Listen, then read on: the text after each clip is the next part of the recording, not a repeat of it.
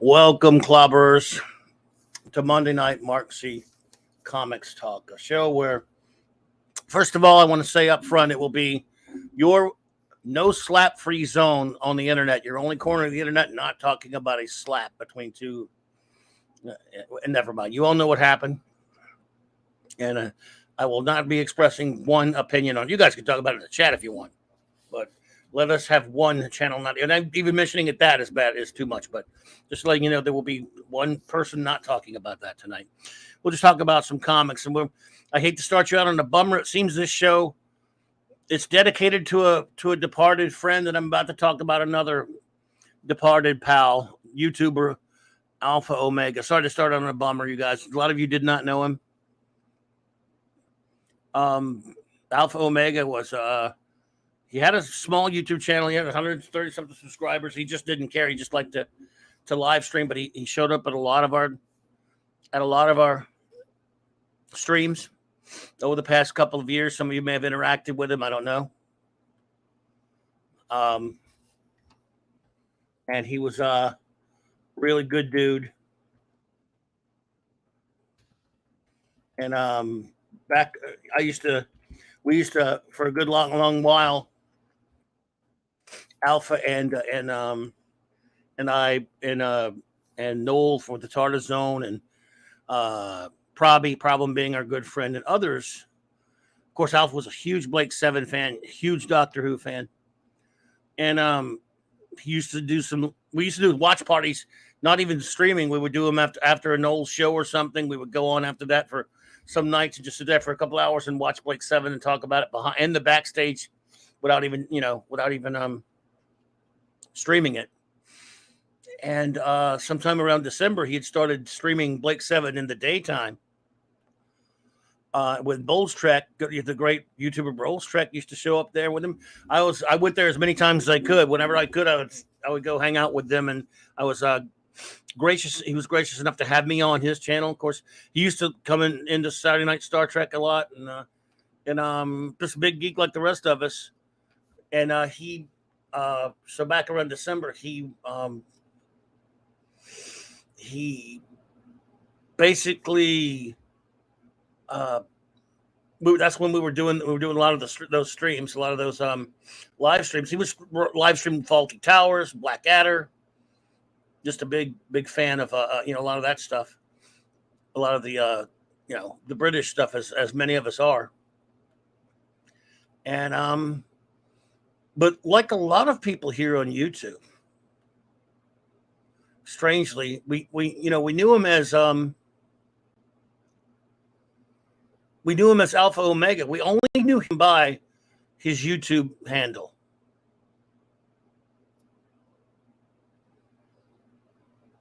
And that's true of a lot of people here on YouTube. That you only know them by their handle. And before we go too farther, and Steve Mitchell, good to see you there, bro. Comic Relief Crusader, Dr. Coffindale's good to see you. J-Man, good to see you there, buddy. Comic Relief Crusader, thank you for being here. D. Bud Martin, thank you. Just Joe, buddy, good to see you. Phantom Outsider, bro, good to see you. Thank you for being here. Kal-El, welcome. I hate to start out on a downer tonight, folks, but just Pat S., what's up, buddy? But Alpha, and you start to learn, even though you spend a lot of time, in behind the scenes with him, talking on the in the backstages or streaming things together. You start to know each other a little bit for sure, but not as much as as you would hope. But still, you hang out when you can, you stream when you can, and we did.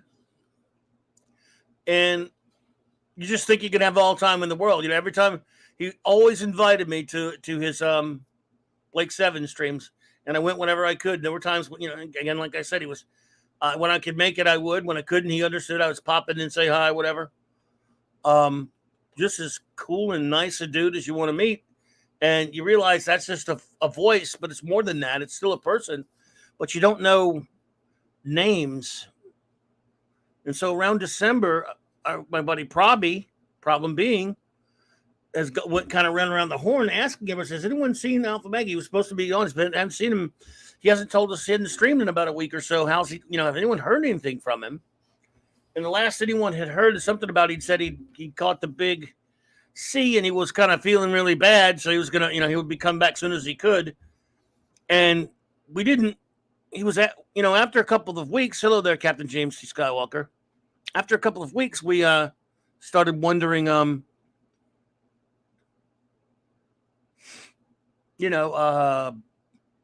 someone checked on him, see how he's doing. Again, these are people, we're not in each other's real lives. We don't know each other exactly. And although some of us do, some of us know each other by real name. Some of us have other outside contacts. Some of us don't. It's just, it just depends. It always depends, right? And it just so happened, none of us really had his the info on him with regards to knowing his name. And I was asked, and I said, no, I gotta admit, I don't know his name. His name was not on his Twitter, which is all we all kept contact to him through Twitter and YouTube only. This was late December, mid-December, maybe earlier mid-December. And everybody checked with everybody else who liked him and called him friend and not like to hang out with him. And just couldn't, none of us knew. And every couple of months, hey guys, anyone hear from Alpha Omega? And time kept going on. And everyone knew that he'd gotten sick, but we never heard nothing else. He and no one else from his family or whatever tweeted anything out. And his family may not have even known about his channel or his Twitter. I don't know. We don't know. And this has been going on for a couple months, and we just, we're bummed out by it. And by the way, can someone throw me a sound check? I don't know if I'm being heard or not because I forgot to ask. Just say if you are, please. So we don't know at this point, And then yesterday, yesterday, our good buddy Noel with the TARDIS Zone, who was also a friend of AO, that is. Thank you, D-Bud. Looks like an M up there. I was just telling me. It looks like an M-O. Thank you, guys. I appreciate that. Chris Persia. Just talking a little bit about our buddy Alpha Omega. I know you knew him. As well as anyone could know him, But we had no way of knowing how he was doing. And then yesterday, Noel of the TARDIS Zone, our good buddy Noel, I don't know. I didn't get to hear Noel's stream today. I only just found out about it. He and Proby and some others did a tribute stream to Alpha Omega. I'm just mentioning it here briefly, but he loved Blake 7 and he loved Doctor Who. Noel did a tribute stream for him today, which I was gone all day. I didn't even know about it till I got home. But so I don't know how Noel finally ended up getting the info, but he did, and he passed it on to me yesterday. He said he found this info. It is with great sadness I announce the death of our good friend, Richard Rick Smyers, a.k.a. Alpha Omega. He passed away in December of COVID. I think actually we found out later it was like January 4th, but I'm not sure. I spoke to him the night of our stream, and he informed me he had COVID and couldn't turn up. I wished him well and said, see you soon. And that was the last Noel talked to him.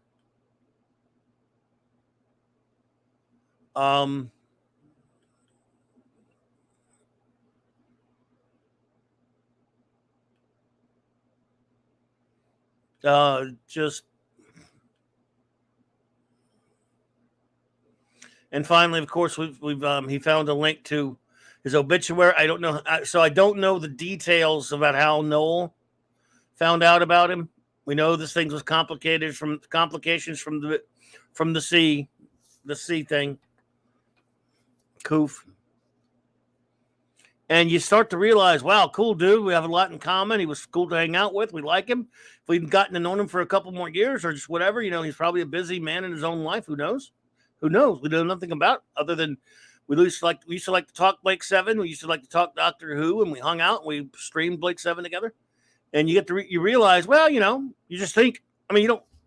Problem being, there you are. Oh my good, Proby, buddy, Good to see you, bro. Because I'm so happy you guys did that stream today, which I just found out about. I wish I would go back and listen to it later. But I don't know how. Probably I don't know how Noel finally found out, but we feared the worst, I guess, after so many months, and now we know. I mean, I guess it's closure, but and you guys did. From what little I do know, I know you guys did a good tribute to him, but I just wanted to mention him also tonight. He was a really nice guy, cool to hang out with.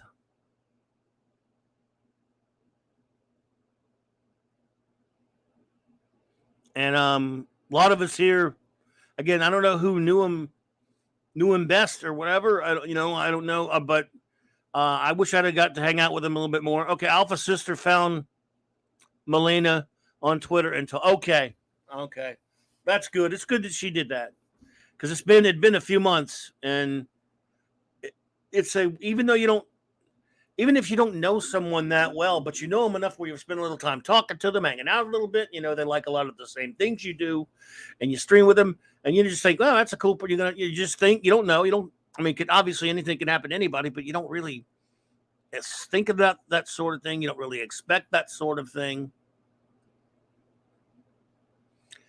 And usually in normal parlance, if something does happen to someone that you hear about it. And we didn't, because of the nature of the way it is on the internet and YouTube and Twitter and all that stuff. Exactly. See, it is a strange thing. If you never know. Well, this has happened to a couple of people since I've been in this. I've only been in this YouTube community like just a little under 2 years. Wow, it's that long already. Wow, jeez.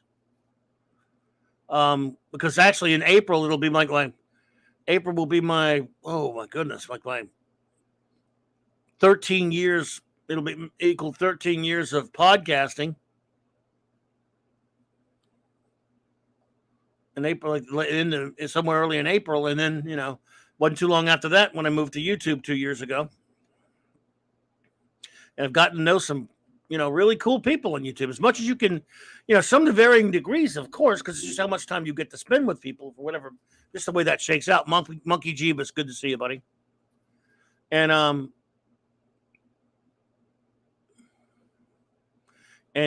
I made, hey Eric K, good to see you there, bro. We're talking about our departed buddy Alpha Omega. I don't know if you knew him, but I made a lot of great friends there, and I made cool buddies like Problem being there. Probby, I love you, Probby. I mean, you're such a good. I wish we got to hang out more, man. We, that time difference and stuff across the states and stuff, and we haven't been able to hang out in ages, and I hope we get to soon. And Noel, such a great. I made great friends like Noel, and of course Loki, and obviously Paulie and Purple, and just so many wonderful friends. But you're separated by distance, of course.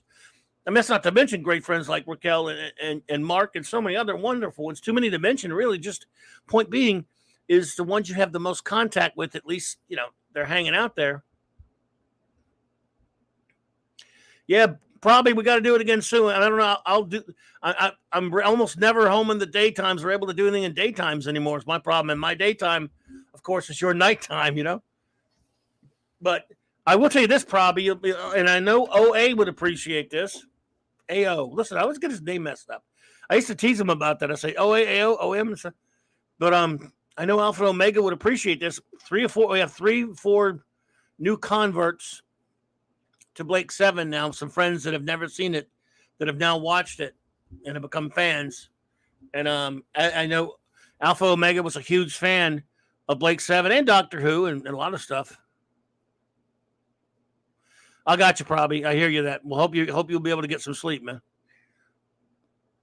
But I know AO, would appreciate that we made some new Blake 7 fans. And he really knew the show and loved it. Avon lives, bro. That's right. Avon lives always, and he would appreciate that.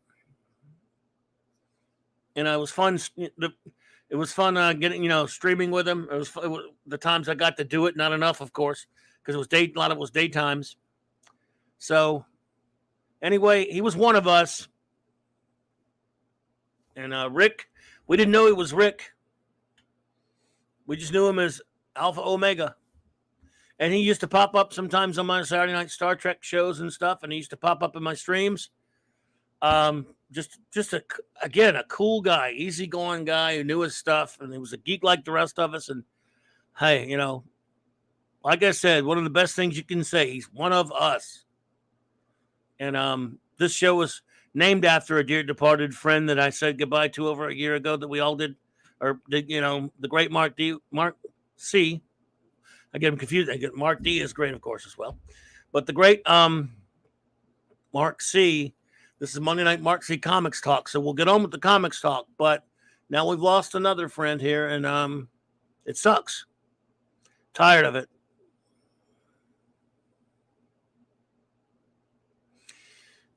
So Clobberin Times wishes a heartfelt and loving goodbye, farewell to you, Alpha Omega.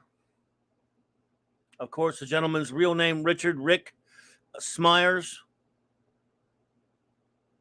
Condolences to his family. And as a fellow Blake 7 geek buddy, I'll just say to you, put up the force wall, clear the neutron blasters for firing, and speed standard by 12 and Avon lives, buddy. Because he would like that. I know he would. So, Godspeed, sir. So, and we will just keep that avatar. I hopefully he wouldn't mind me paying tribute by using his old avatar there tonight. Hello there, Hungry Boy. Good to see you there, buddy. Thank you all for being here tonight.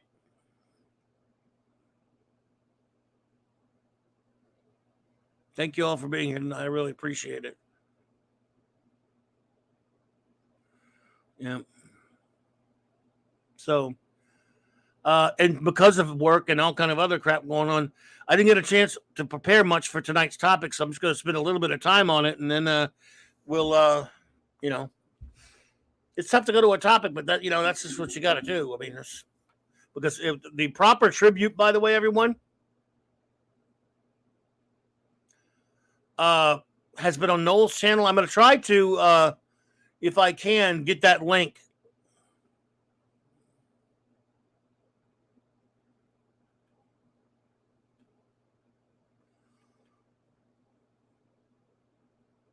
Let's see here.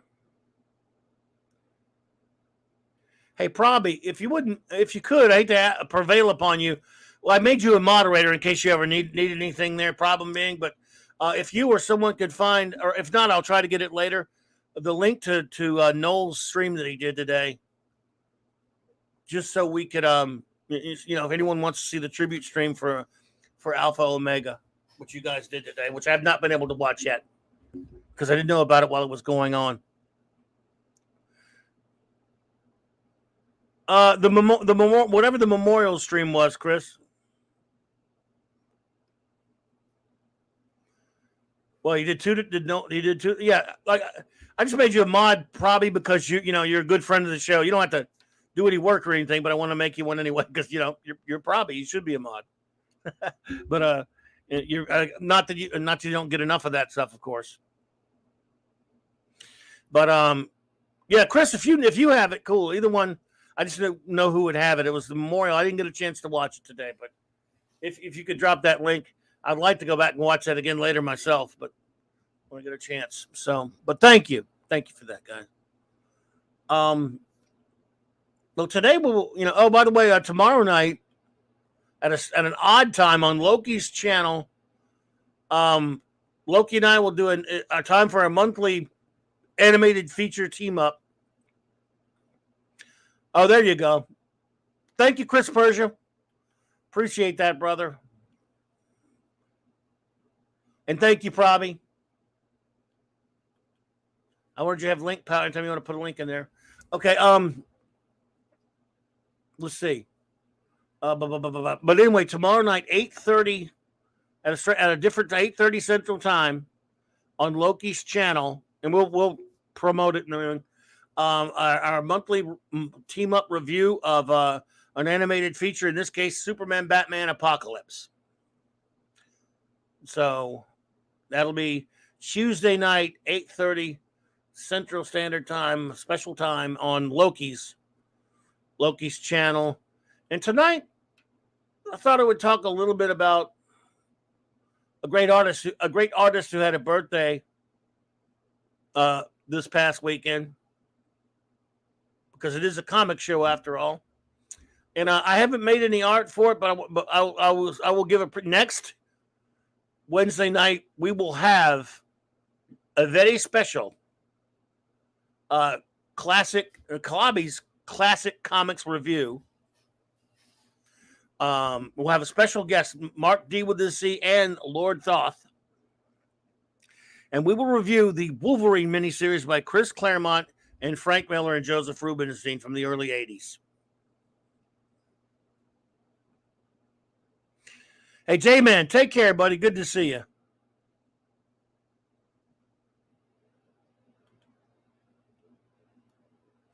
I hear you, Steve. Yeah. It is pretty cool. I haven't watched that Superman and Batman Apocalypse in years, so I'll be watching that tonight for the first time in a while. Jose Luis Garcia Lopez, folks. And I don't have a lot of things prepared. We'll just wing it and look at some of his art via Google. Okay, Probby. Thank you, bro.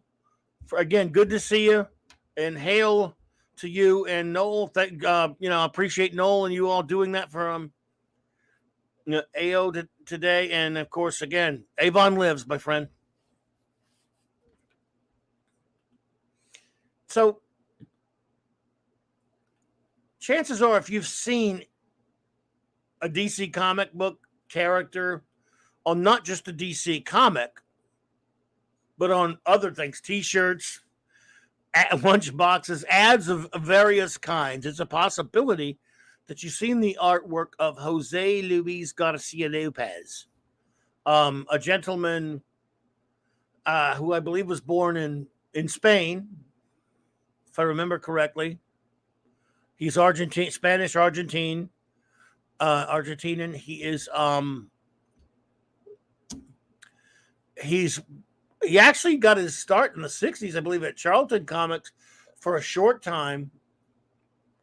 And I know he did a little work for Gold Key as well. But in the mid-70s, he was hired by Dick Giordano, I believe, at DC.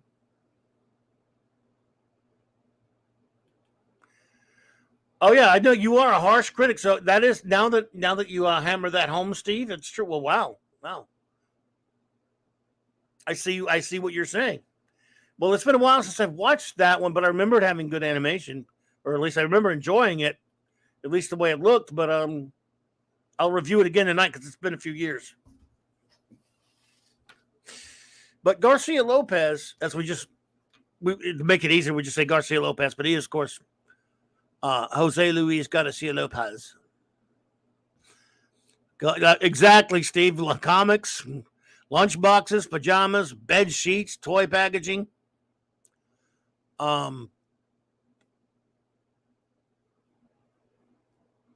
Yeah. He just, and yes, Captain James Skywalker, he did that as well. 8 episodes of Superpowers Team, Galactic Guardians is his art come to life. I really like the Superpowers Team, Galactic Guardians. But Jose Luis Garcia Lopez, to save time, just when I think, obviously, there may be, he's very high up on my all-time favorite artist list, of course. But when I think of the DC superheroes, well, there's a reason why Garcia Lopez was responsible for the DC style guides that they used to put out. That was sort of similar to how John Buscema, obviously Kirby was the template for the Marvel characters, but they had John Buscema draw a lot of the stuff, and John Romita, those guys, they're pretty much after Kirby. Obviously, they don't look exactly like Kirby, but they how to draw comics the Marvel way. They use Buscema and Romita and stuff like that.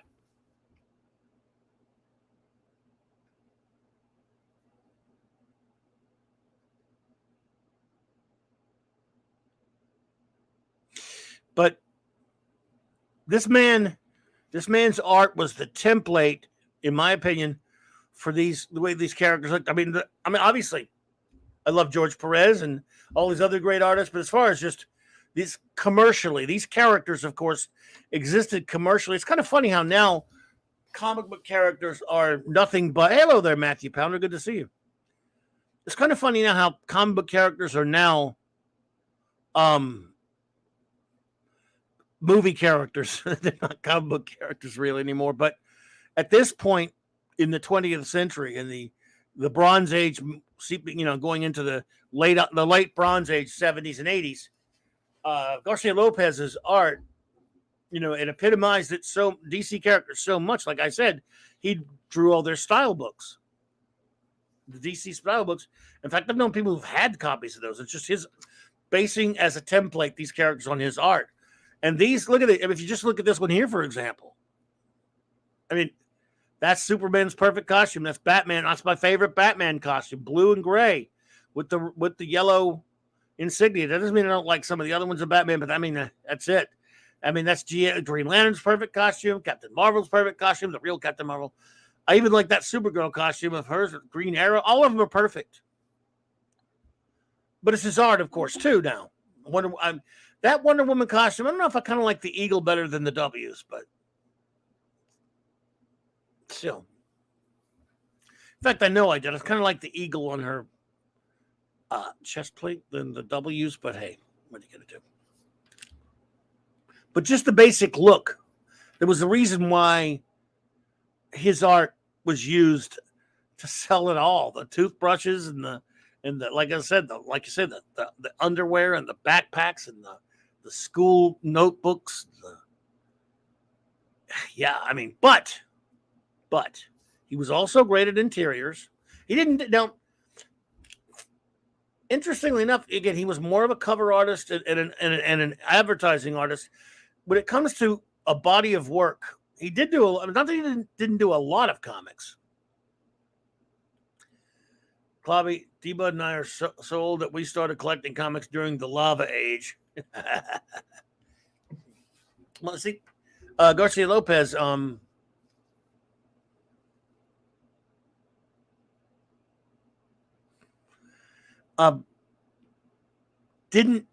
never was not very often a regular. Hello there, Dave. Good to see you.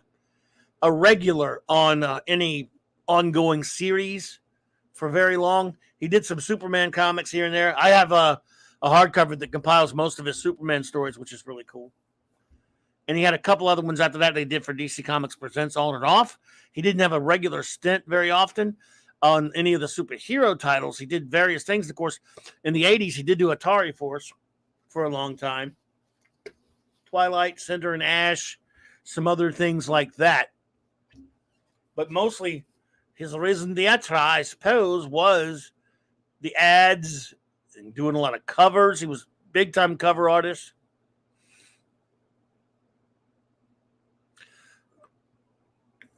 Let's see here.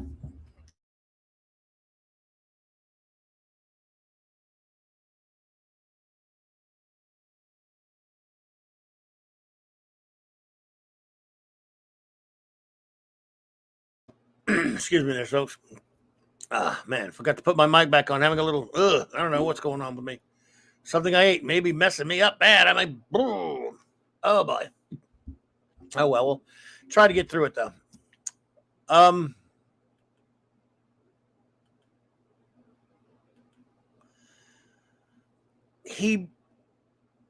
trying to think. I guess my favorite work. I mean, I love his covers. I love his Superman issues. One of my favorites, and I got to find it,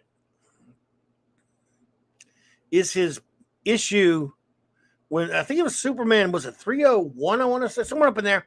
I'm going to find it and see where he fought Solomon Grundy. That was a great one.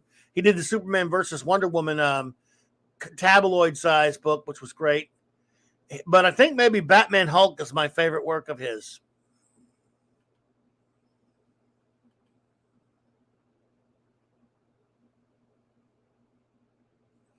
If I had to pick,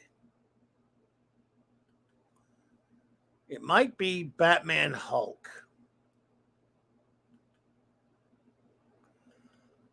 I don't know. But as you can see,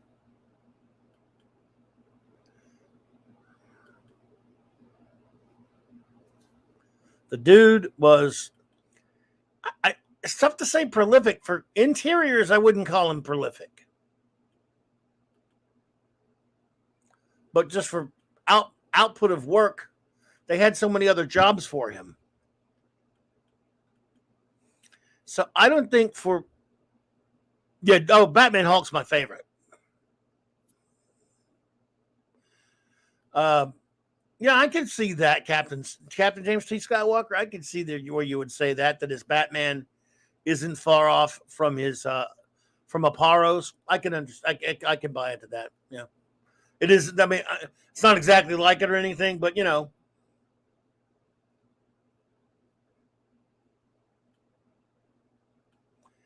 and you got all these just crazy designs for posters and ads. I think this one. I have a shirt.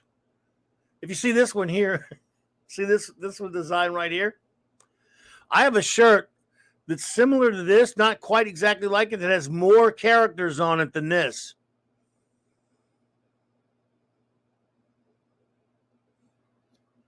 Oh yeah, great Joker for sure.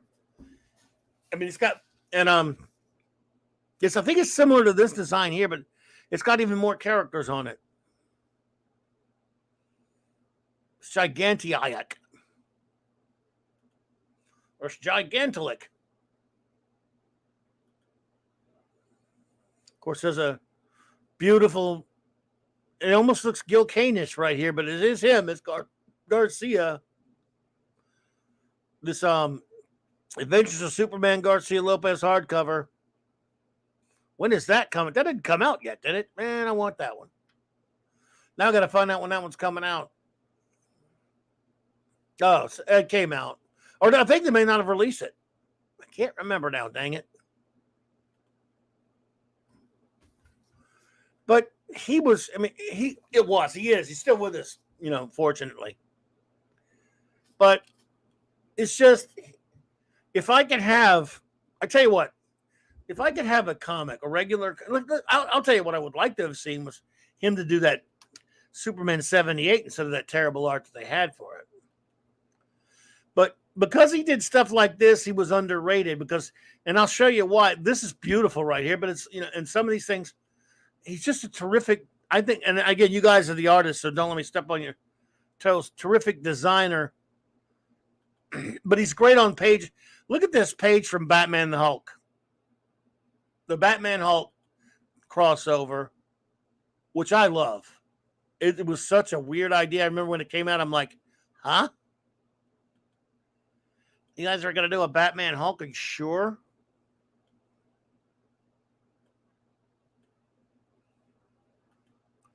You guys sure about that?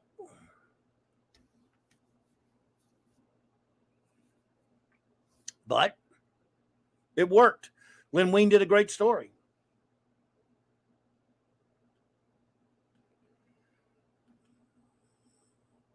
And this is an incredible page here.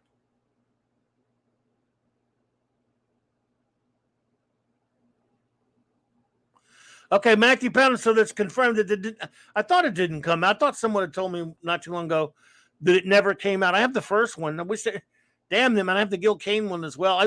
I couldn't afford all those different books they did like that, but I love when they were doing, when DC was doing these like they did the Superman stories of, for example, they had one that was the Batman stories of Lynn Wein, the Batman stories of Jim Aparo. In other words, based on a certain artist or in some cases writers. And those compilations, those hardcovers, I have a few of those, not as many as I would like. Those are great. I love those. Lynn would weave gold out of straw. Absolutely. Hungry Boy, couldn't agree more. Lynn Wein was a great writer and a good dude. I never met him. I mean, I met Marv, but I've heard he was a great dude. And you confirm that, of course. Look at this one. That's beautiful Wonder Woman.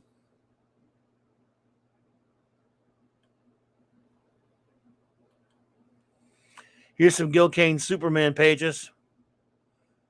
I think he did. And this looks like that one from Superman 3. the one 301 maybe? Let me see. Where he's fighting Grundy. Oh, there's the one where he's fighting Wonder Woman, by the way. Yeah. The Superman versus Wonder Woman tabloid.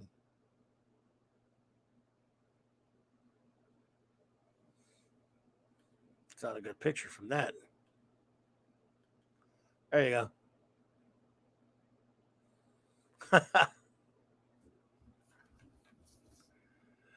Mark D with a C. Is he here? I don't see him. There he is. What up, duder?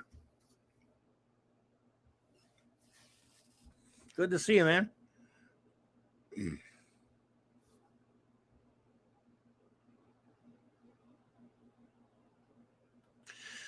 Perez says that's the DC look of my child. Yeah, he is. It's the DC look. It's the look of Bronze Age DC. That's one. That's one thing you can say about. That's one of the main things you can say about the art of the great Jose Luis Garcia Lopez, and this would be the gentleman right here, of course, in question. I'd love to get to see him at a con one day. He is doing some con. I saw some ad, but of course it's way too far. He's when it comes to my favorite comic book creators being writers or artists, writers or artists, there are only a few left that I actually have not met that are still with us that I would love to meet. Most of the ones are A, I got lucky enough to meet them, or B, they passed before I got a chance to meet them, and there are a few in both categories. I'm lucky enough I got to meet a lot of my favorites. And as far as who's still with us right now, and I say that you hate to say that, but I mean, almost all Golden Age artists are gone now. Most Silver Age legends are gone now because most of those Silver Age legends were actually in the Bronze Age as well, got their start. And in the Golden Age and got their start. But even from the Bronze Age, still with us right now. I mean, it's not a big list. John Romita Sr. still with us, for example. But I got to meet him at least a good while back in the 90s. But I'm just saying, I'm so glad he's still with us. Always wanted to meet my favorite inker, Joe Sinnott, but that ship sailed and never came down close, and I was never able to go to a con to meet him.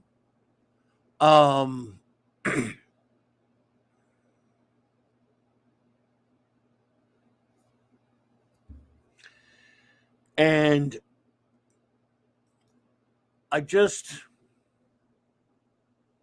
let's see here.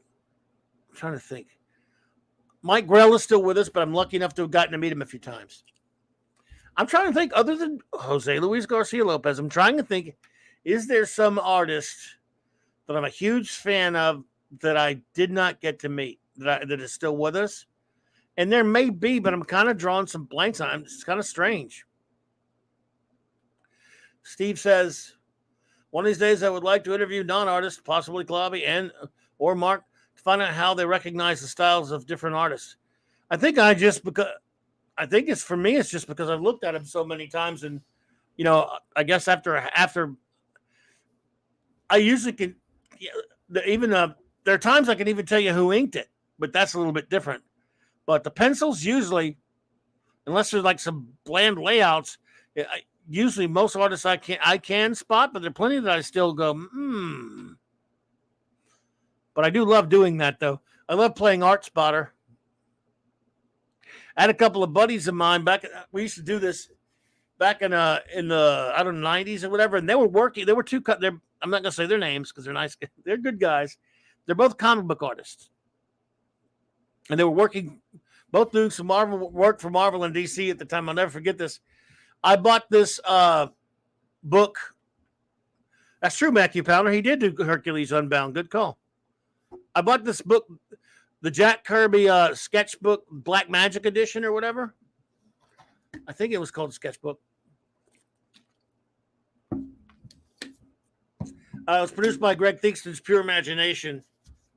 And what this was a bunch of Kirby sketches, but this version, the Black Magic edition, they were inked. It was inked by many different inkers. and you had to spot whom it was. And we had a contest. We were all trying to see whom could spot what without looking at the name sign to it on the page. And they're actual artists. Like I said, I always say I can't draw flies. And hey, look, I tease them to this day when I run into them at cons, or once in a while, tease them about that, how I just, could spot more than they could. But anyway, it's neither here nor there. That's what it was, Kirby being inked by other people, And they were both insulted that they weren't asked to ink Kirby. But these were the big names of the time, by the way. I still have that book, of course. But Matthew Pounder, yes, I remember that DC Comics short-lived Hercules comic.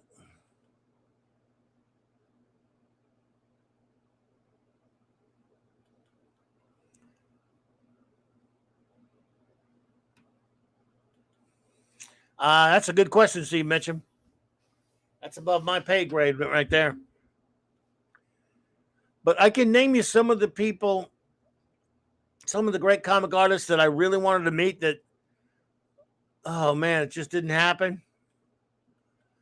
See here, the 1982 DC Comics Style Guide.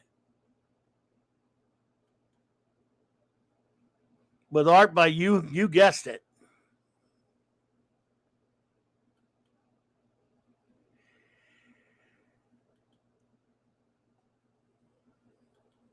He was amazing.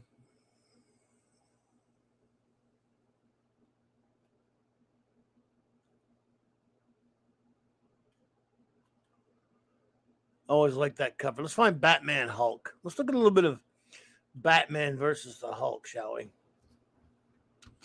Because this is an underrated comic book piece of comic book work, in my opinion. It's such a crazy idea. You wouldn't think it would be any good. It's real good. It's a really good comic. Look, I was one of them saying, that's crazy talk. How can you do that comic? Are you nuts? Look at that beauty of a wraparound cover. Oh, we need a better picture of that. We need a better shot of that.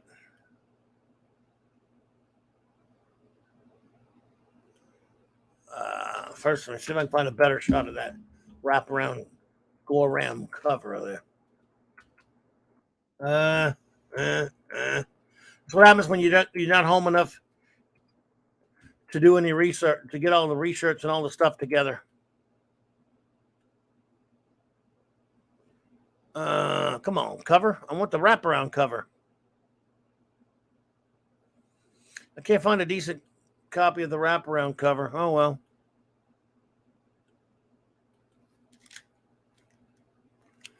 Well, at least we got the back cover. That's a good scan of the back cover right there.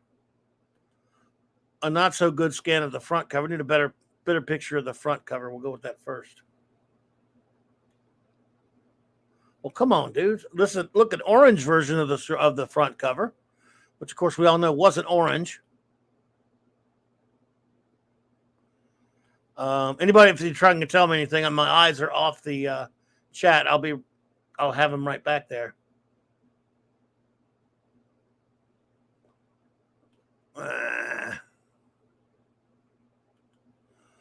Well, dang it.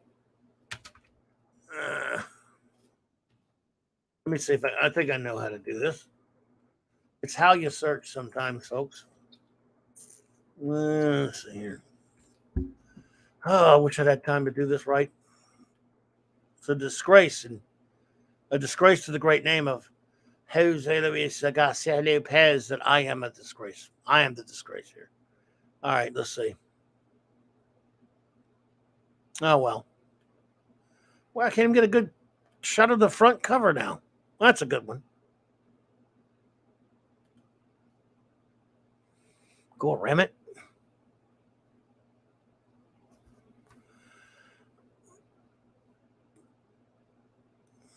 Let's see. JD Lewis, what's up, dude?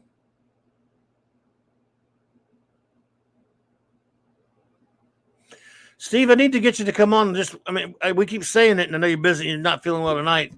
And we'll just talk about, just so it'll be a casual conversation about comic book art. And we'll just talk about, pick like 2 or 3 artists at a time because there's so many, or just in general, either way, and do it that way.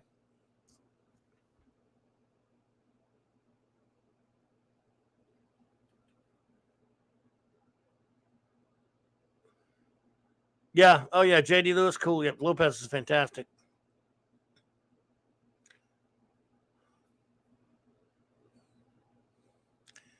But, you see this cover advertised back at the time when I saw this. And at this time, it was like 80, 79, 80, something like that. We've had the 2 Marvel DC team ups. We'd had, of course, Spider-Man and then Spider-Man, Superman, then Superman, Spider-Man, of course, second ones. DC is actually in charge of the first one. They took turns. Marvel got a hold of the second one. I love both of them, really. I mean, but nothing could touch that first one. Goofy, fun story though it was. That was maybe the greatest comic book ever made for just no particular reason. It's just because I say it is. I mean, there may be better written ones and all that other kind of stuff there are, but something about that first one. So when I see that the third one is Batman and the Hulk, I think a lot of people were like, "What in the?" It's interesting. Well, DC, it was DC's turn, and I guess Lin Wein had written Hulk a lot, and he used one of his old villains. I'm going to review this comic soon. This is a great freaking comic. I mean, I haven't read it in a while, but it's a fun story.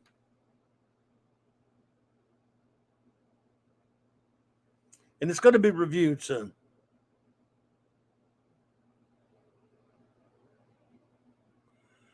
The villain was the Shaper of Worlds, and the Joker. Was a team up. Captain J.T. Scott, the Shaper of Worlds, is not one of your more well-known Marvel villains, granted, but I do believe Lin Wein created him during his Hulk run, if I'm not mistaken. Maybe he didn't, but I think he did. Either way, it's the Shaper of Worlds, and of course, the Joker. And again, to look at some of this mind-bending art, I mean, some of the freaking art from this, it's incredible. The interior art. And everyone's like, wait a minute, what do you mean versus? That's like the shortest fight ever. But hey, this is an era. If you weren't around back then, let me tell you something about this era of Batman. Okay. Pre-Miller Batman still had the Dark Knight Detective, the O'Neil Adams Batman, the Englehart Rogers Batman. But what he wasn't was Bat Bros weren't around. It was just a character that we loved. He was really great. Look how great he looks. He's just a badass, but there wasn't this mystique of him being an asshole to everyone, the brooding crap, the kind of the snarkiness that and all the, again, some of that to the proper measure was fine, like they did an animated series.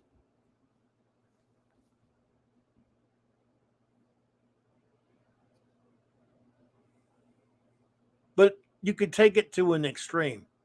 And then Batman's he's still like, for example, he's a team player. He's a loner in a lot of ways, but still, people like they drive that thing too far. They brought it a little bit too far. Before the dark times, before Miller, who darkened Daredevil and Batman. And by the way, I love a lot of Miller's Daredevil. I love some of the things that still love Batman stories after Miller. I'm simply saying, he could exist with other superheroes and characters and not be a total a-hole. Some writers take the a-hole stuff for Batman way to a stupid extreme, to where he's unreasonable and cruel. Matthew Pounder, I'm so with you there. The superhero Gray and Blue Batman is my favorite. Me too. And yet, you put him up against the Hulk, of course it's no contest unless Batman finds a way to trick him. And Batman, knows he doesn't have a shot in hell in a fight, and yet he's Batman, so he's going to go in for it. He's going to try.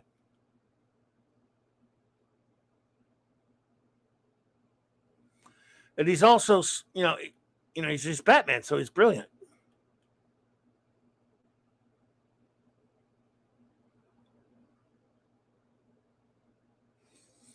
Anyway, I love this. I love this by Lopez, but I love a lot of his stuff. I mean,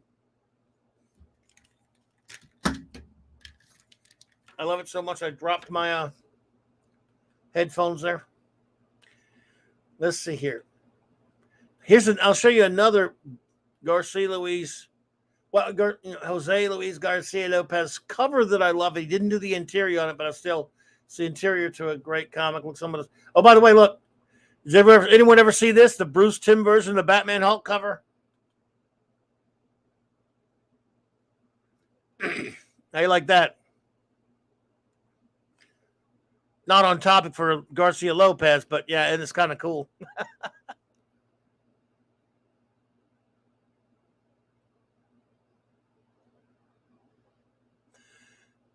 Let's see here. Hungry Boy doesn't like Bruce Timm, I don't think. You don't like Bruce Timm? I'm sorry. I didn't know that. I did not know that. Wow, dude. I was not aware that you were not into that. I certainly wouldn't have troubled you for it. I certainly wouldn't have done that.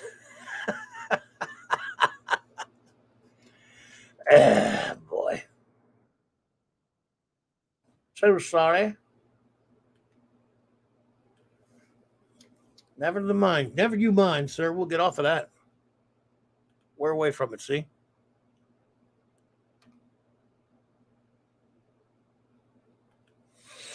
Not a big fan of cartooning and Seneca. He's an acquired taste. I don't really like Bruce Timm's comics so much. I love his animated series, obviously, and some of the things he does. And actually, he does a lot of stupid crap, too. Bruce Timm, some of the things people don't know about Bruce Timm, of course, he's done a lot. There's good stuff he's done, but he's done a lot of not so good stuff. When he got Batman the Animated Series, Bruce Timm,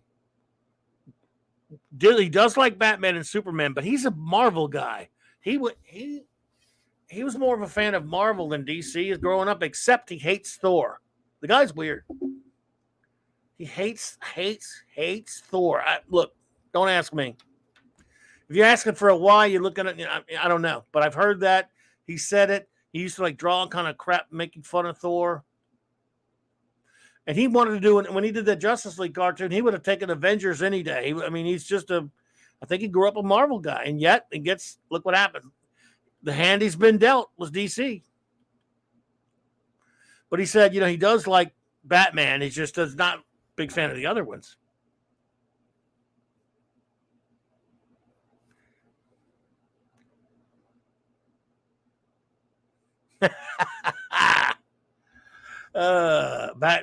Pat S.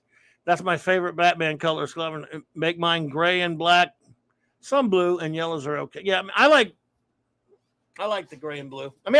Some of the gray and black's fine too, as long as you have the right mix up. Like an animated series, it's gray and black and it's fantastic.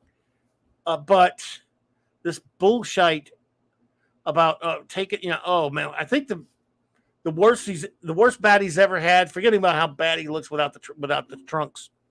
And like in modern comics, I don't touch them anyway. They're shit. But I see every now and then some of these current Batman comics where he has the bat with the yellow outline around the black bat. It makes me want to puke. Sucks. That sucks donkeys, man. Why does anyone like that shit? Call me old fashioned. Ugh, I hate it, man.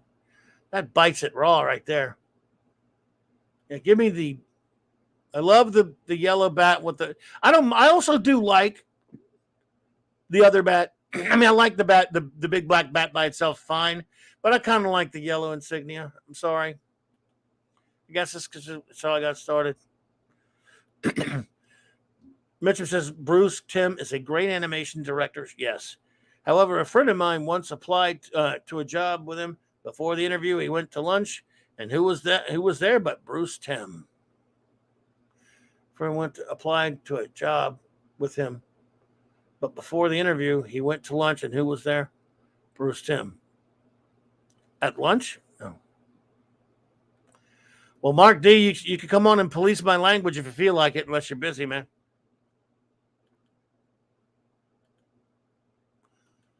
I'll just let you decide. I'll send you the blue D. Oh shit! I took down Facebook. Oh my god! So I would like to ask any of you who are, I mean, everyone is DC. It's all DC stuff, but does anyone have any particular comics by Jose Luis Garcia Lopez? Do you have a favorite thing that he did? Like I said, mine's Batman Hulk, but I also love his Superman issues.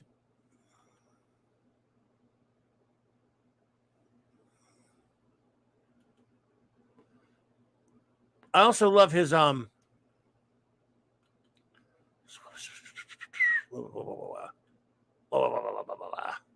of his DC Comics Presents. Oh, his Dead Man. Oh yeah. A lot of people love it. Well, not a lot. A few people even remember him from Atari Force.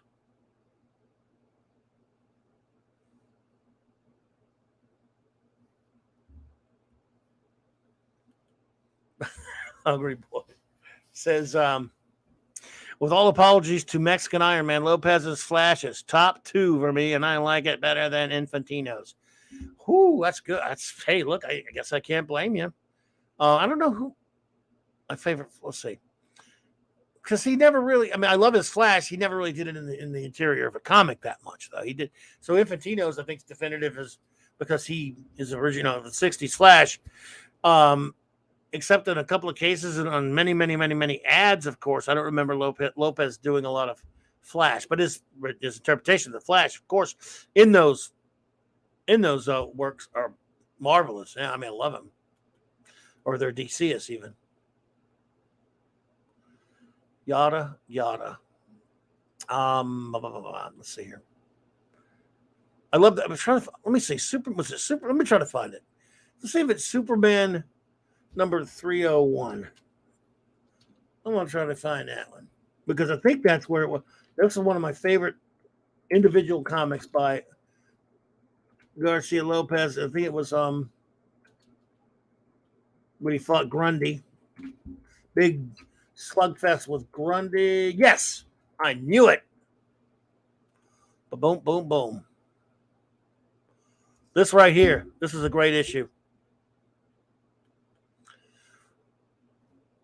And I don't even think he did the cover.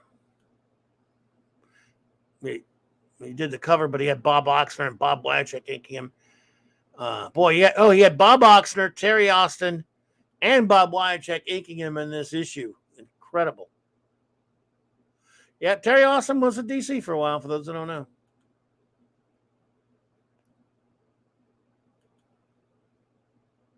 So, yeah, Mexican Iron. Most people like to make fun of Aquaman. I don't understand my boy Mexican Iron Man's disdain for the Flash. I mean, running is a great power, especially when you can vibrate through things and run faster than time and run. I don't know I don't understand. You might want to make fun of the fish power. I don't even mind that. I love Aquaman, and I love Submariner, but making fun of Flash's powers does not compute with me.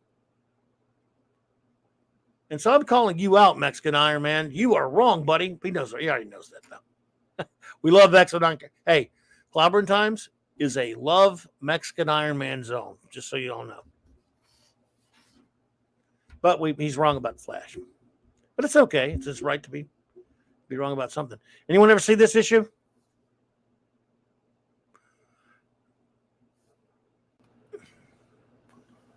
Mark T with a C was a man. Was a big man.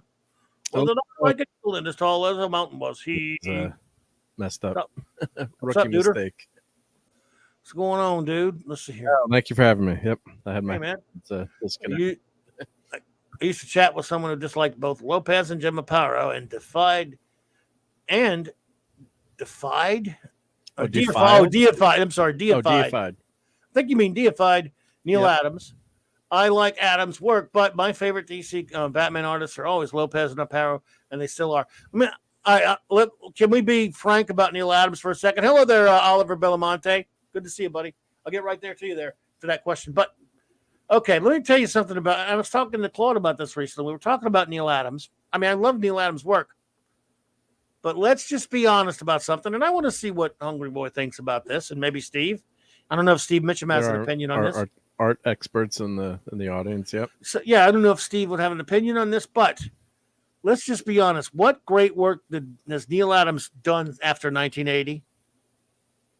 Remember 1980, 182, that Miss Mystic comic he did was garbage. I mean, the art was okay. But after that, he had his little studio doing all his art. Name me something great he did after 1980. I'll wait. And I'll be waiting. Well, I love Neil Adams. See if they post anything. Yep. I don't think. I mean, Clobby, not copy, voice to text. I don't know what that means. Oh, if you're doing on your phone and you talk to you say dictate, and it so you don't have to type on your phone. So Steve's probably on his phone. Okay. Okay. I got it. Yep. Oh, you said copy. He meant copy. Okay. Since Daniel Buddha's my ancestor, you owe me 3 cents every time you sing the song. The check is in the mail. Oliver Belamonte says Kenner made the right decision getting Jose Luis Garcia Lopez art for the Superpowers collection toys.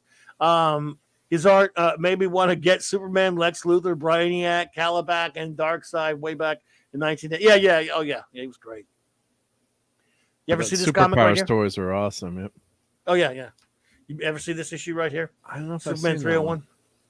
Well, there's and I don't know if there's they did one. We talked earlier about how there's a hardcover out there that has all of the Garcia Lopez Superman stories, or most of them. There's a second one they never did that would have some of the other ones, but this has a bunch of them. This hardcover, and this is one of them. This is one of my favorites of his. It's a slugfest between Supes and Grundy. Yep. Yeah, pretty cool. Yeah, Matthew's got a good point there. Yeah, so yeah, he's a little bit easier to take out these days. So well, at this point he was Superman level. But there were other points, when he first, like in the Golden Age, when he wasn't quite that powerful, and they kind of go back to that sometimes. But yes, I mean, at this point, this is the thing about this. People talk about Doomsday this and Doomsday that. When they did this, I think they really upped his power level so they could have a Hulk type of, a bruiser type to be able to fight Superman. Because other than that, who's going to fight him? Captain Marvel, they'd already done that. And they had Wonder Woman slug it out with him. They wanted somebody that could go toe to toe. Yeah, with Superman. he's like their version of the Hulk now, basically. Yeah, depending on who's riding it, or Frankenstein monster. I'm looking at my new batch of comics that just came in for the day. You probably don't want to see these covers, right? I probably just making fun of us. Yeah. But if you want to, I can make fun of them though. Adams did nothing of note after 1970 and Superman vs. Muhammad Ali.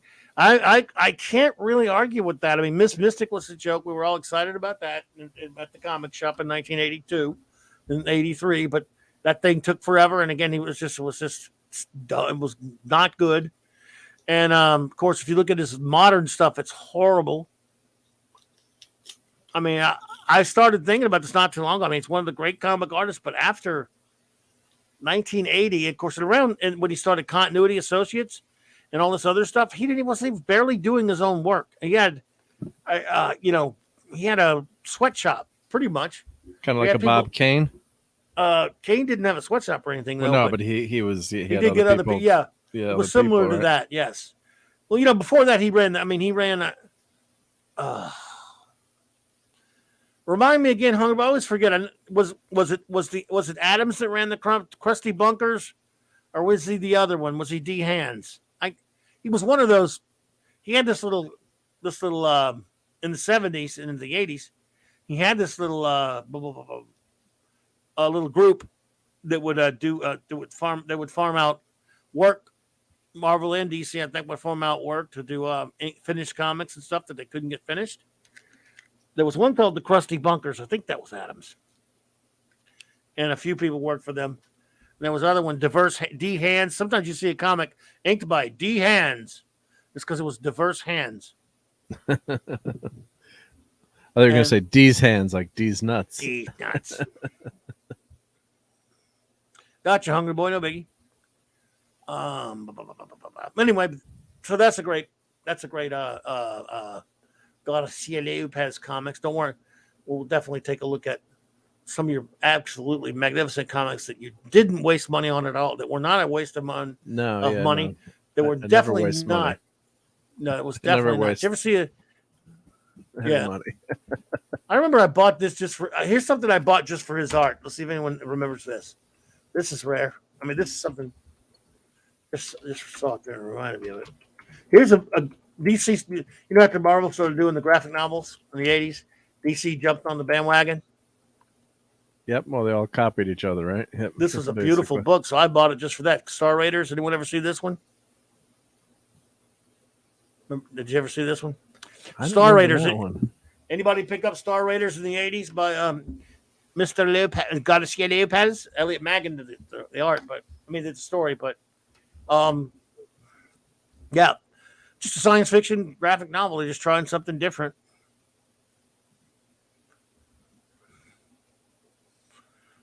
Is it kind of like Adam's lasting legacy? A studio created the Joe Camel campaign for Cap cigarettes. Wow, yeah. What's that now? No, it's kind of like a warlord type character, or not quite. This is their attempt to try to do something like. Remember, he did Atari Force later, but it's kind of like trying to be like a Star Wars type thing, I guess, or a science fiction thing. Yeah. Hey, Clobberin, Lopez did some of the work on the Road to Perdition. That was a cool non-superhero miniseries. I don't remember him working on that comic. I thought that comic was by one guy. You mean? I mean, I know of the comic Road to Perdition. They even made a movie on it with Tom Hanks. But I can't remember. I mean, I never read the comic. I don't remember. But cool. If Garcia Lopez worked on that, wow. I didn't know he worked on that. Man, he mostly, like I said, he started with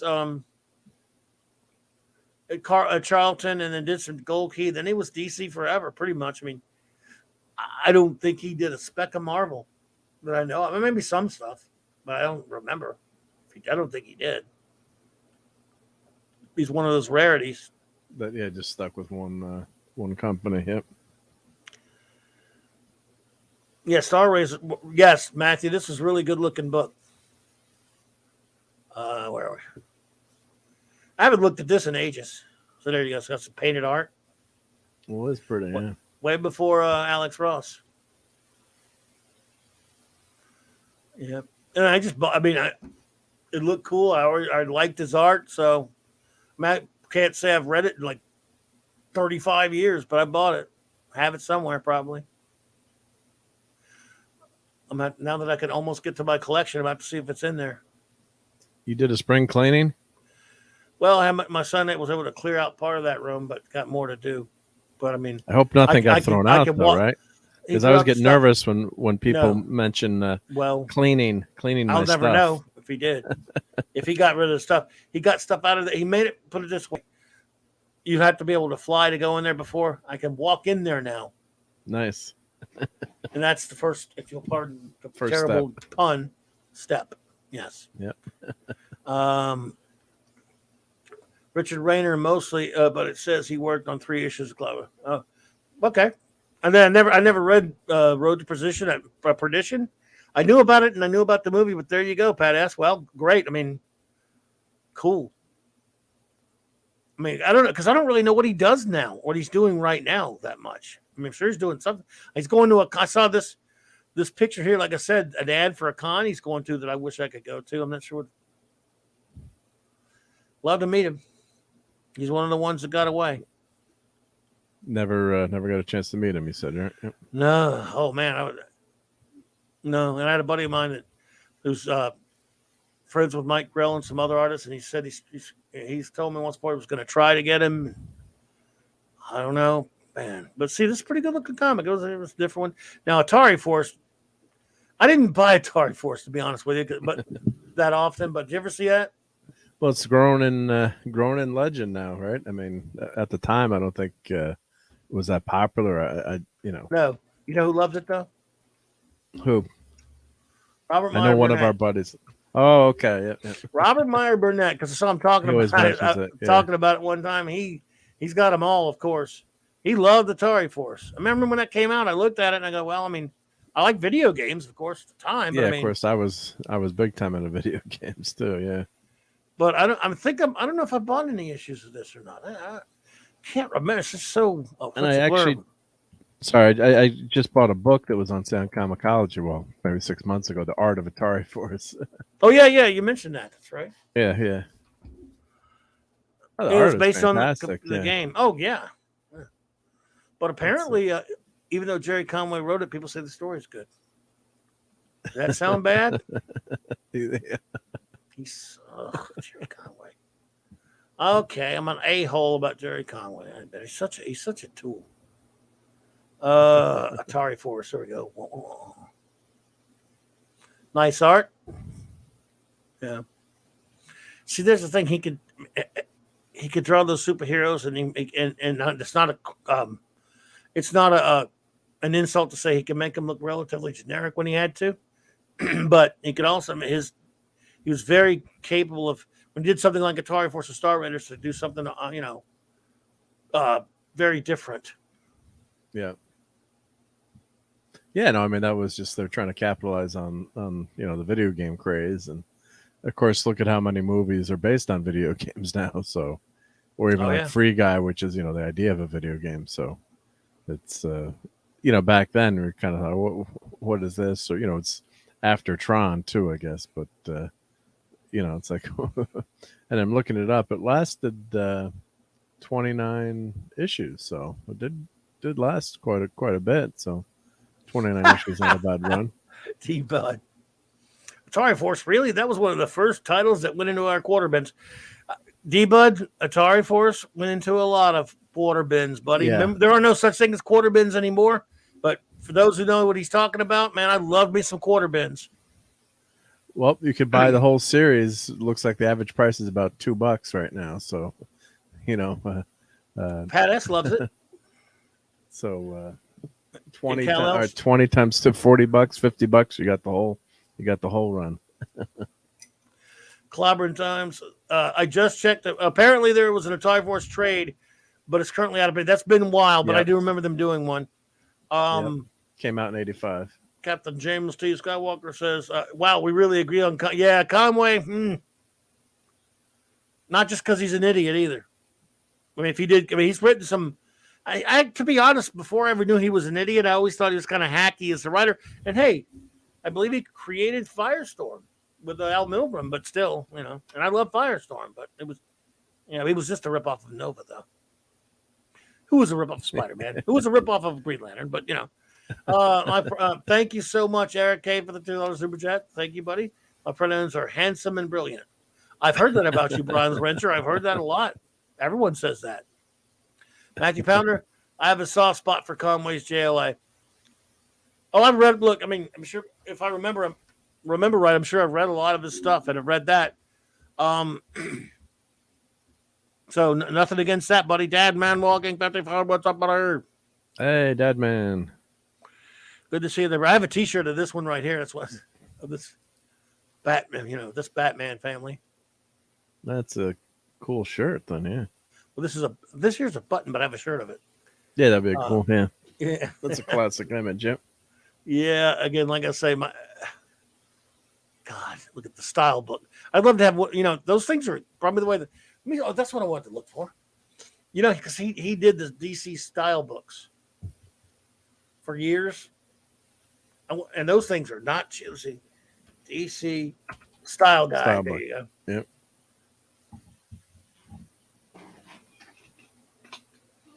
Wow.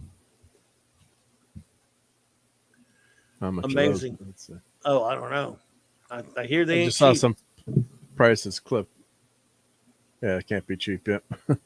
No, because it's a long time ago for me. Oh my God, man. What I wouldn't give, what I wouldn't give to have this on a shirt. Yeah. Oh my God, I want this on a shirt so bad. See, this is actually my favorite Supergirl costume. You like that costume the best? She had 20 for some reason, right? Yeah, I like that one the most for some reason. Or that's close to the one I like the most, I think. I think that's probably it. Yeah. I don't know about you, but she had 20 different costumes. Yeah, here I'll grab one of my action figures real quick. Hold on. Of what? Oh, Supergirl. I think I have. I don't know if I have that action figure of her with that. I have a Supergirl action figure. I don't know if I have that costume though. You're not gonna like this one, but this is the Peter David version. Oh crap! It's not dusted either. Hang on a second. Oh yeah. Oh yeah, that's hang on. Yeah, I never liked the white outfit. I never liked that costume. Yeah. You like it? I like that run on Peter David. Of course, it's not Supergirl. It's it's a plasma creature, plasma being thingy. Yeah, what was her name? I can't remember. I read all the issues, but I can't remember. That's Peter David. What was her name? Oh, everyone someone tell us in the chat. I can't. Matrix or something. Matrix. Yep. There you go. Everyone kept trying to get me to read it.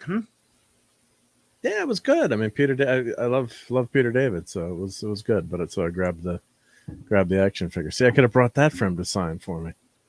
We'll take a look at that one in a minute, JT. JD, yes, for sure. But yeah, I don't know. I didn't like that one. You like that one, huh? Yeah, well, it's just that when you end up liking the oh my god, she needs to be dusted. There's Raquel. When you end up liking the comic, and then it's something that you kind of latch on to, and I thought it was an interesting take. It wasn't really Supergirl per se, but a Byrne Peter creation, David. as Matthew says. But cape faded badly.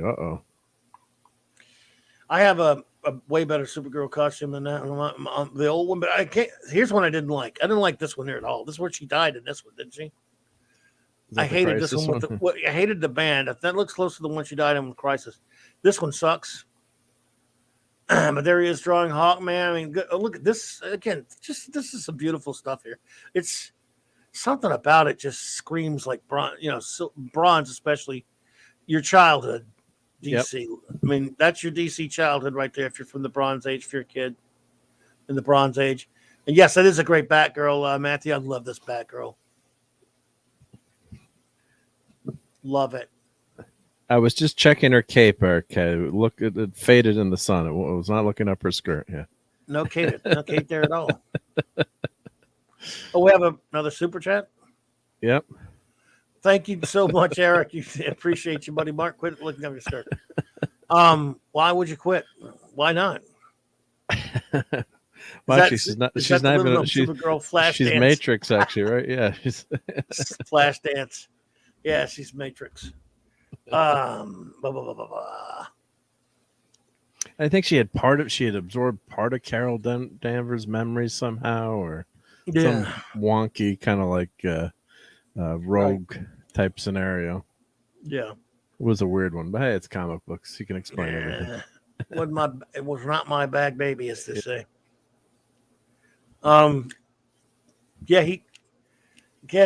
This guy is such an influential artist in terms of just the culture. When so much, there's a reason they used his art for advertising these characters and selling things. It's all over so much merchandise. His art may be on more DC merchandise than anybody else's. And you think maybe, and people might not even recognize it or know it, I guess, for the most part. Only comic book geeks. Yeah. But I'm saying most people might not even. I mean, do you think his name? I don't think his name is a household name. Not like some other artists. I mean, I'm talking among people that are casual comic book fans. Like everyone knows like Jim Lee, right? These days are McFarlane. More, and of course the King and Ditko. But if you ask people to name him or point out his artwork, I wonder if people will be able to do it. No, only hardcore comics geeks can. Yeah. Yes, but no, not at all. Yeah, not at all. Of course, really, when it comes to comic book artists, anyway, now, especially nobody outside of comic geeks know any of these people. They're not super. They're only superstars within a certain community. Yep. Well, that's true too. If you like. I always tell that story about John Byrne was in my local shop. He would shop there, and buy stuff. And that story about the kids asking for a John Byrne signed comic, and they're standing next to John Byrne at the counter, and they had no idea who the heck he was. Of course, before the internet, and all that stuff, it's like, we want to buy an X-Men Son comic, and then that's when the owner Paul, he's like, yeah, but his art was really crappy, especially his first stuff on Iron Fist. That was his first comic. I remember. And it was pretty funny. So Burns laughing, he's laughing, and the kids, had no clue, and he never wanted to be bothered. Byrne is kind of a prickly personality, so he never wanted to be bothered in the store, and that kind of thing too. So he just went along with it. Hey, Apollomedes, Minion, and Pupper. Hello, hail. How you do's? Good to see you, Polly. I hope you're doing well. Yep. And you look at the villains. That's about as classic as the Batman villains get right there, man. The 4 villains of Doom. Look at his Teen Titans. Yeah. Except that Nightwing. Yeah, well. Not a fan. Classic cover. That's not a very big one there. Love that cover. Just find a better picture of it though. This looks like a job for Super Bob. Boom. Damn it. Oh yeah, I like this one here. What's these little versions of them? What the frack? Huh. Holy, what in the hell? They had little versions of them there. There's the superpowers you were all talking about earlier, the Garcia Lopez superpowers promotion stuff. Good God, man. I love Superpowers Galactic Guardians.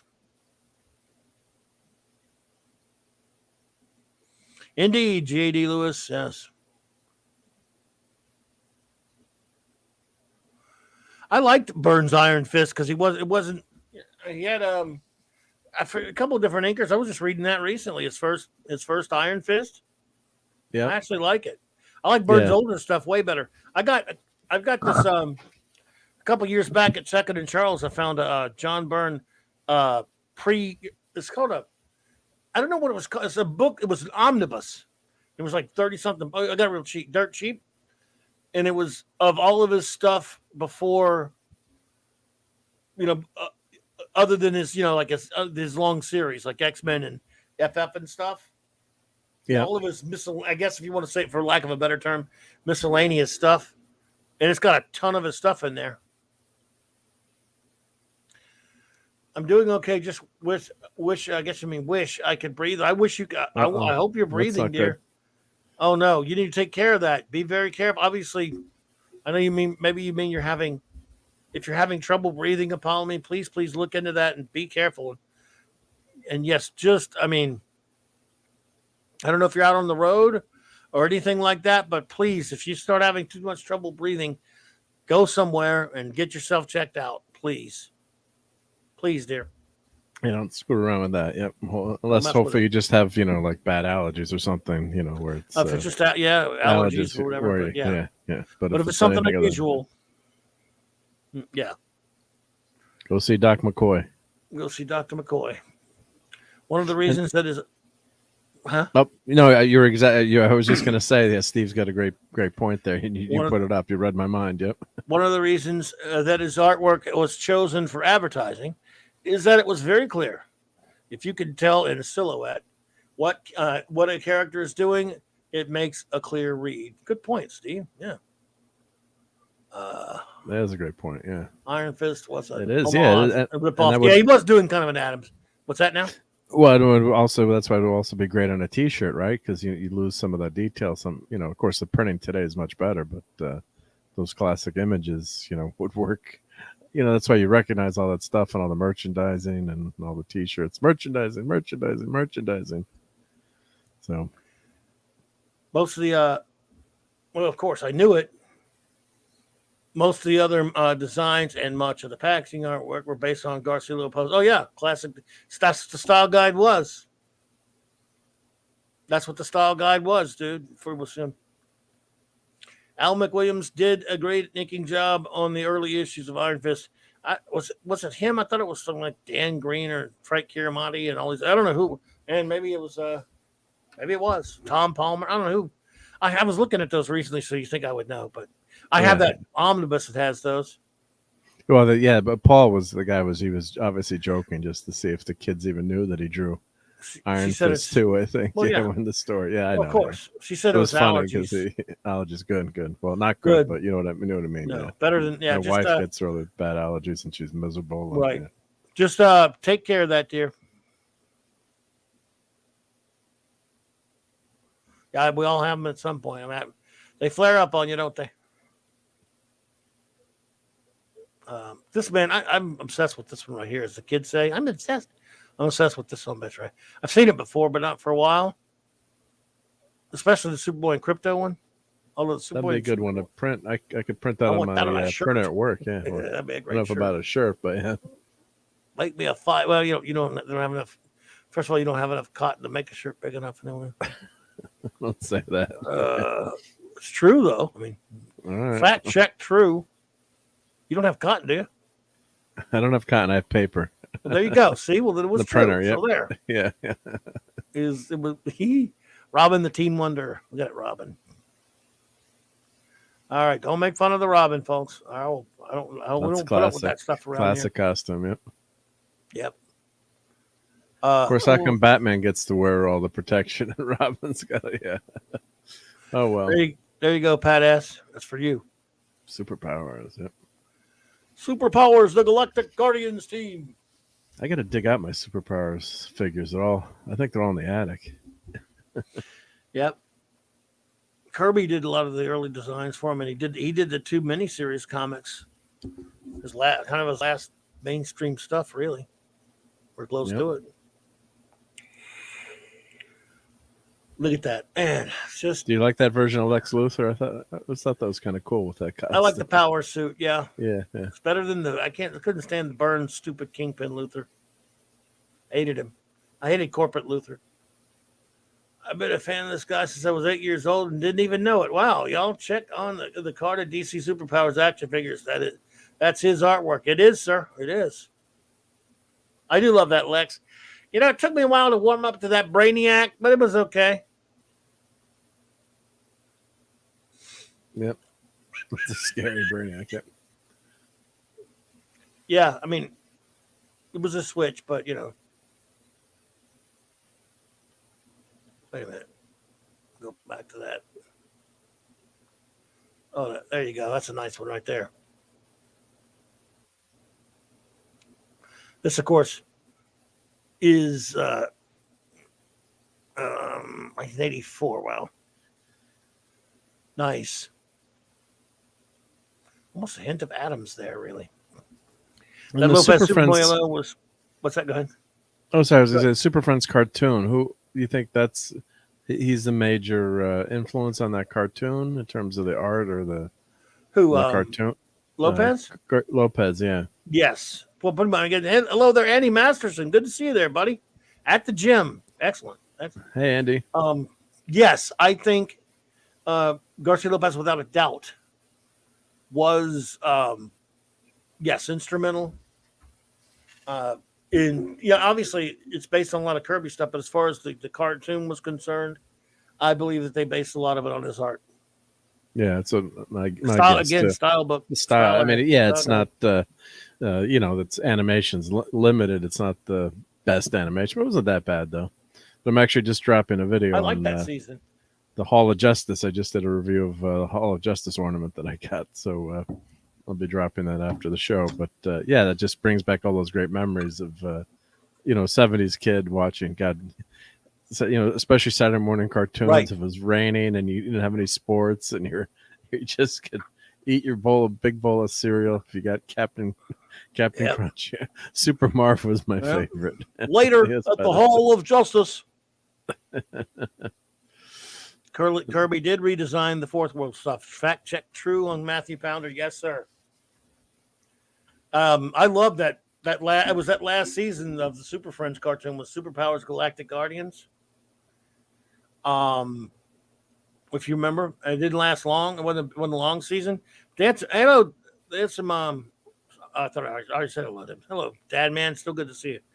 I love that. Some great episodes. They had one called The Death of Superman. Do you remember that one? No. and I think I have all those. Way Cartoons, before I there think. was a silly Death of Superman that DC did, and it was a good one. Um, he gets killed by kryptonite poisoning. He's on this world with Firestorm, and they think he's dead. His body's poisoned by kryptonite. He's turned green, and they give him. It's great, man. They get Turo. Good to see you there, bud. Welcome. So they give Superman a funeral on Earth, and what I loved about it was taking it so seriously. They're like, the superheroes were worried. They said, well, now that Superman's dead, we're worried about Darkseid, and they go when they're going up into space. With his body, they're about to send it into the sun. All these alien races, and it's like they show these aliens into the next world, Superman. Never realized how loved he was all out, because everyone loved Superman all throughout the galaxy because he'd done so much for them all. Like, I mean, as a kid, I wasn't a kid, I was a young adult, but it'll still make you tear up. Like, wow, he's dead. Adam West did the voice of Batman, by the way. And nice. Yeah, it's they're all like, well, as soon as they send his body into the sun, they're like, uh-oh. And guess who gets brave? Darkseid. He shows up. Yep. But they find a way to use the sun's power to regenerate him. Of course, it's a Saturday morning kid show. They're not going to really be dead. Yeah, you can't kill Superman. And so come on, here he is, like starting his invasion, and all of a sudden, you hear all this noise, and ships are like this fast images busting through all of his ships. And he lands. He goes, "I see you've been a busy alien, Darkseid. I'm trying to do my Danny Dark voice, the voice of Superman on Super Friends. Come along, Batman and Superman. We will take the." I am Superman. I'm sorry, I said my own name. Oh, crap. Anyway, it was Danny Dark who did his voice on there, by the way, for those who don't know or care. Anyway, but yeah, that was a good one. They did one called The Fear of Batman, which actually had they touched a Batman origin flashback. It was about the Scarecrow. And Adam West got to do dramatic Batman facing his fear and flashing back on the origin. You hear the gunshots, you don't get to see the actual. You get to see sort of a flashback to Crime Alley, but so yeah, interesting. Yeah, it was that they did that in the last season. That was like they only did like 13 episodes of that one or something, or it was a short. So. It was a short season. And what was funny about those last couple seasons with Darkseid, especially that one, is they just decided to let Darkseid be a perv. He was always trying to steal Wonder Woman. Oh God! Well, of course, there's adults, writing this stuff too, so they do stuff that quote unquote, the kids won't get. Yes, I will take you for my bride, Wonder Woman. Wonder Woman shall marry me. Ow! Ouch! Keely Chow ruled third. Hey, Keely. The Fear was the first media Batman origin. It kind of was. Good point. That's a very good point. Captain James Scott T. Skywalker never really looked at it like that, but yes, it predates the Batman movie. They never said anything about his origin in anything other than comic books until the Fear episode. So yes, excellent. What did Oliver say? Did Oliver ask me something? Did I pass him up there? Oliver said, I'm sorry, Oliver, I missed it. He said, I kind of envy Alex Ross because he has just about every Superpowers collection figure and vehicles. When I read the Wizard Ross Millennium Edition from a, yeah, that's true. He does. He's talking about it. He loves it. He's obsessed with it. He loves, I mean, that's why even in Kingdom Come, they made the Gulag look like the Legion of Doom headquarters. He loves Super Friends, and so do I. I just it's just so much fun, that cartoon and Ted Knight's voiceover in the intro. That's what plays on the ornament that I got. But I just leave the damn thing out. I'm just like, why put it away in the box? It looks so cool. So I just leave it on the shelf. And I push the button, once in a while when you walk by, right? Why not? Yeah. Does it say later at the Hall of Justice? Or no? It doesn't do that. No, I don't want to play it now because I don't know if I got to upload the video. I don't know if with these stupid copyright stuff. Yeah, you don't. For the video, yeah. No, but I'm just saying you play it and then you I'm going to upload it just to see if they do a copyright claim. Who cares? But it's it's an ornament. So, but it's playing the intro. So who the heck knows these days with the YouTubes? But just want to zap your show. Okay, no biggie. Yep. Watch your video when you do it then. Yep, when you enable. thank you. if they don't zap it, yeah. Anyone ever see this one? This is one, of course, one of the big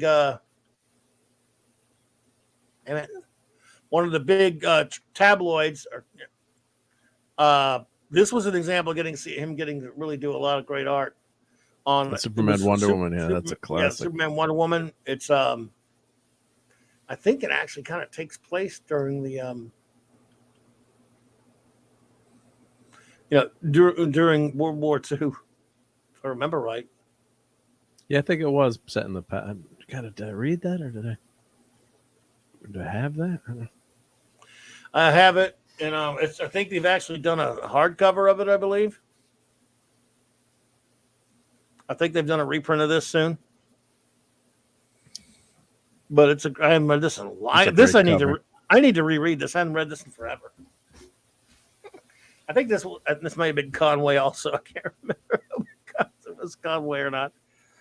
Oh dear. Pat S says, as Michael from Retroblasting pointed out, Superpowers figures were so true to the artwork. The Batman and Superman were taller than Robin and Wonder Woman.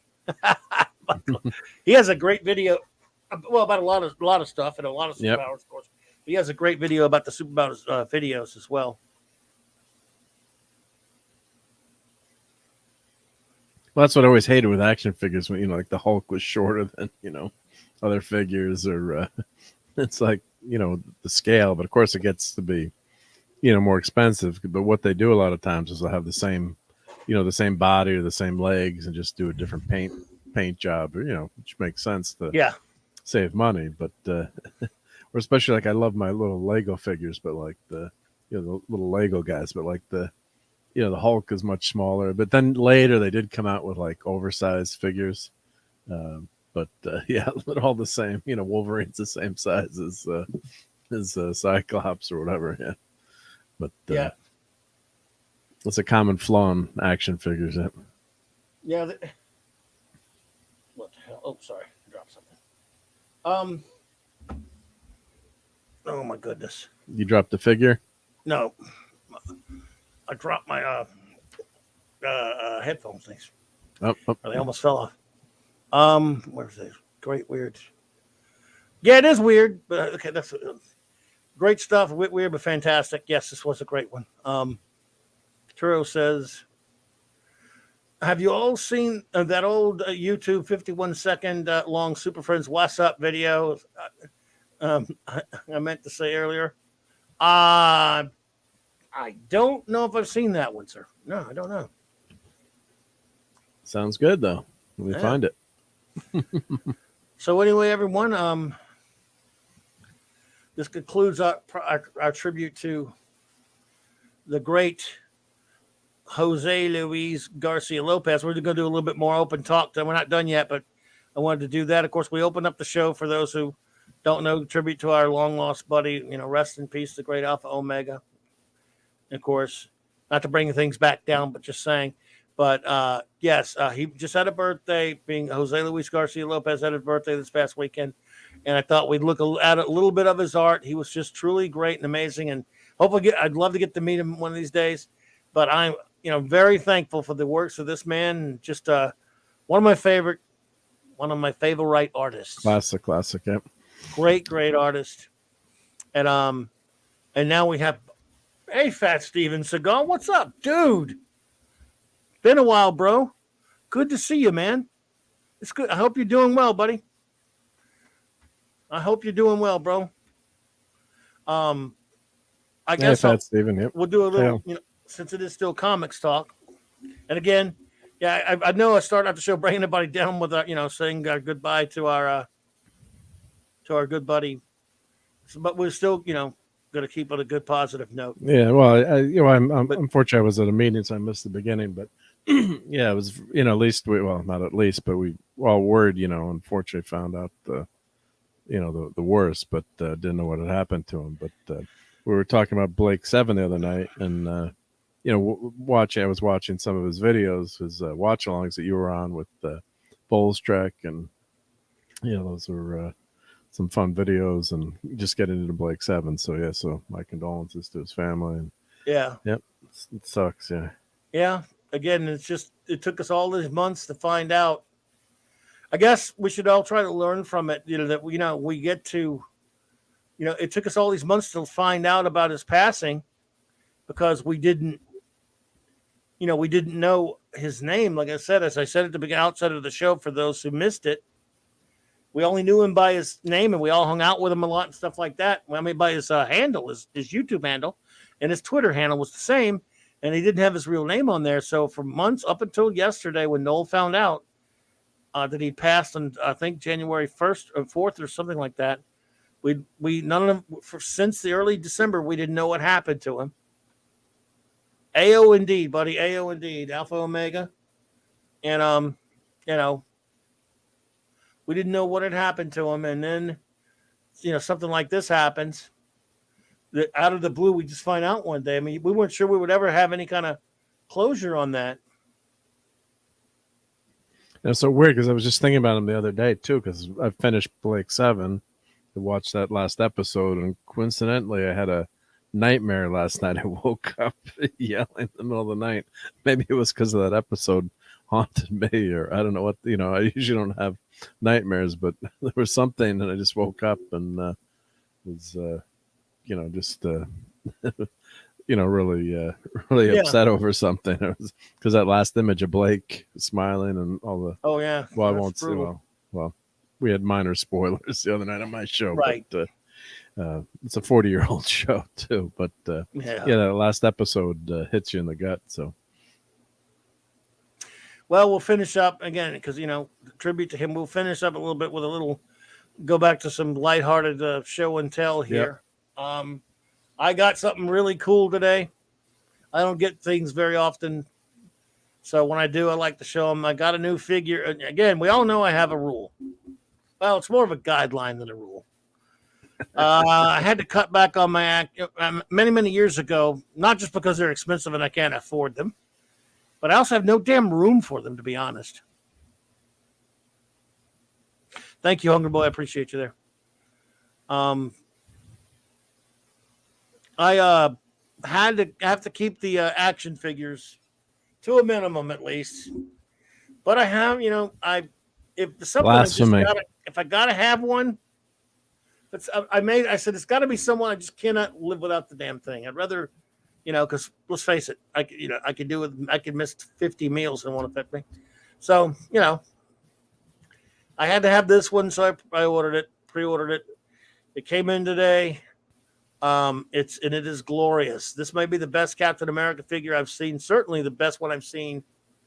I know it's not on the level with these Hot Toys and all these things, the stuff people make, but I mean, Marvel Legends has outdone themselves with this because I'm not critical, like a lot of people, pretty critical of Hasbro at times. With the whole exclusive stuff and the HasLab and it pissed me off so much. Yeah, you got to pay to have like early access, and it really aggravates me. But when Captain America throws that mighty shield of his, I mean, it's an amazing figure. This figure is just glorious. There's, of course, let's see.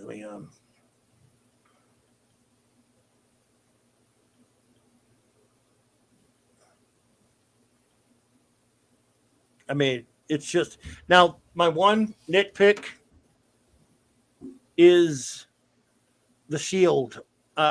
So they could put these little like bullet bouncing off effect shields, things on the shield.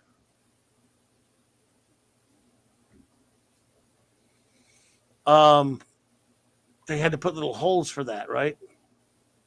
Oh, so they don't have a separate shield. They have no. So you have to, if you don't want the bullet shots, you can't plug it. Yeah, because sometimes you don't plugs. Want. Well, that's why you got to be friends with Andy Masterson. Andy Masterson could probably fix that, but or he'd make a separate shield or something. Again, it's everything. Andy.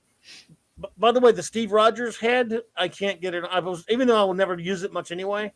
I just tried to put it on the body. I was going to take a picture with that, and I can't get it on there. It's too damn. Hair dryer. It's too small for the ball thingy on the end of the, oh well. I mean, it's this other than that, this thing is fantastic. Look at this. I mean, this is just that's awesome. Yeah. As great a figure. Even Gary, Gary with Nerdrotic, because I actually got a chance to visit with Gary yesterday on the member stream. Great dude, of course. He saw when I tweeted it out today, and he's got a no smaller. He's one of those guys that can afford those. Love you, Gary. I'm just teasing you here, of course. But he gets the hot toys and those big toys. He's the big times. And you get the hot toys and stuff. Some of us have to get the little figures. And he just said, damn it, he said, crap, now I got to break my no more little figures rule. So even Gary thought this would look pretty good. I mean, yeah, so what they're redoing the Marvel Legends line. Send me measurements. Yeah, see? Thanks, sorry, Andy. Not to be sorry, Andy. But yeah, he's a great guy, but he would do something like that for you, I'm sure. I've got so many other Captain America shields that I could just change it with that, I guess. But yeah. But what they're doing is they're redoing the Legends line, so they're going back to the nostalgia, and so this is actually not say a copy, but inspired by that very first Marvel Legends #1 series, which had Cap, Hulk, Iron Man, and Toad. And I only bought Hulk. I think I didn't buy Cap, or Cap was sold out. And back then, those figures were $10 when they came out. They were like the best bargain there was. When they came out, so and I never got that first Cap, so of course I have this on have this in order. Of course, Andy was saying, Mark, I was typing before you said it, LOL. But yeah, like you don't want to have the bullets on this. Like it doesn't make sense that he's got bullets bouncing off his shield. But if I take it off, he's got holes in the goddamn shield. Yeah, well, that's and you can see you'll be able to see the holes. And that's no good. Yeah, it's just. I mean, it's cool. Anyway. It looks really cool, like that with the that bullet for an action pose. But they should give you 2 shields if they want to do that shit. Yeah, well, buy the Stan Lee figure and take the shield out of that because he shouldn't have the shield anyway. He shouldn't have the shield, right? But I'm not buying the Stan Lee figure. No, thank you. You buy it. Anyway. I have about 50 different shields for all the different Captain America ones I have. I might have one the same enough size. That same size. Yep. Because even though I agree with Hungry Boy that is creative, he says the bullets strikes on the shield are creative. And I agree it's creative, but couldn't they have been like stickers or something, or like little things you can press? Like how about like a little magnet, not a magnet or something like a little sticky thing and stick on there, but you can take it off. Because I don't really want it on there. Yeah, because if you take the problem is when you take them off, you see the holes. It's not that the bullet strikes are. They're very well done. They're really cool, but depends on how you pose your figure, right? If it's in a fight scene, it's okay. But if it's like this one where he's, saluting someone, you're not going to be saluting while you have, getting struck by bullets. Excuse me. Yep, you're right. You're right. It's just like, what the hell are you guys doing?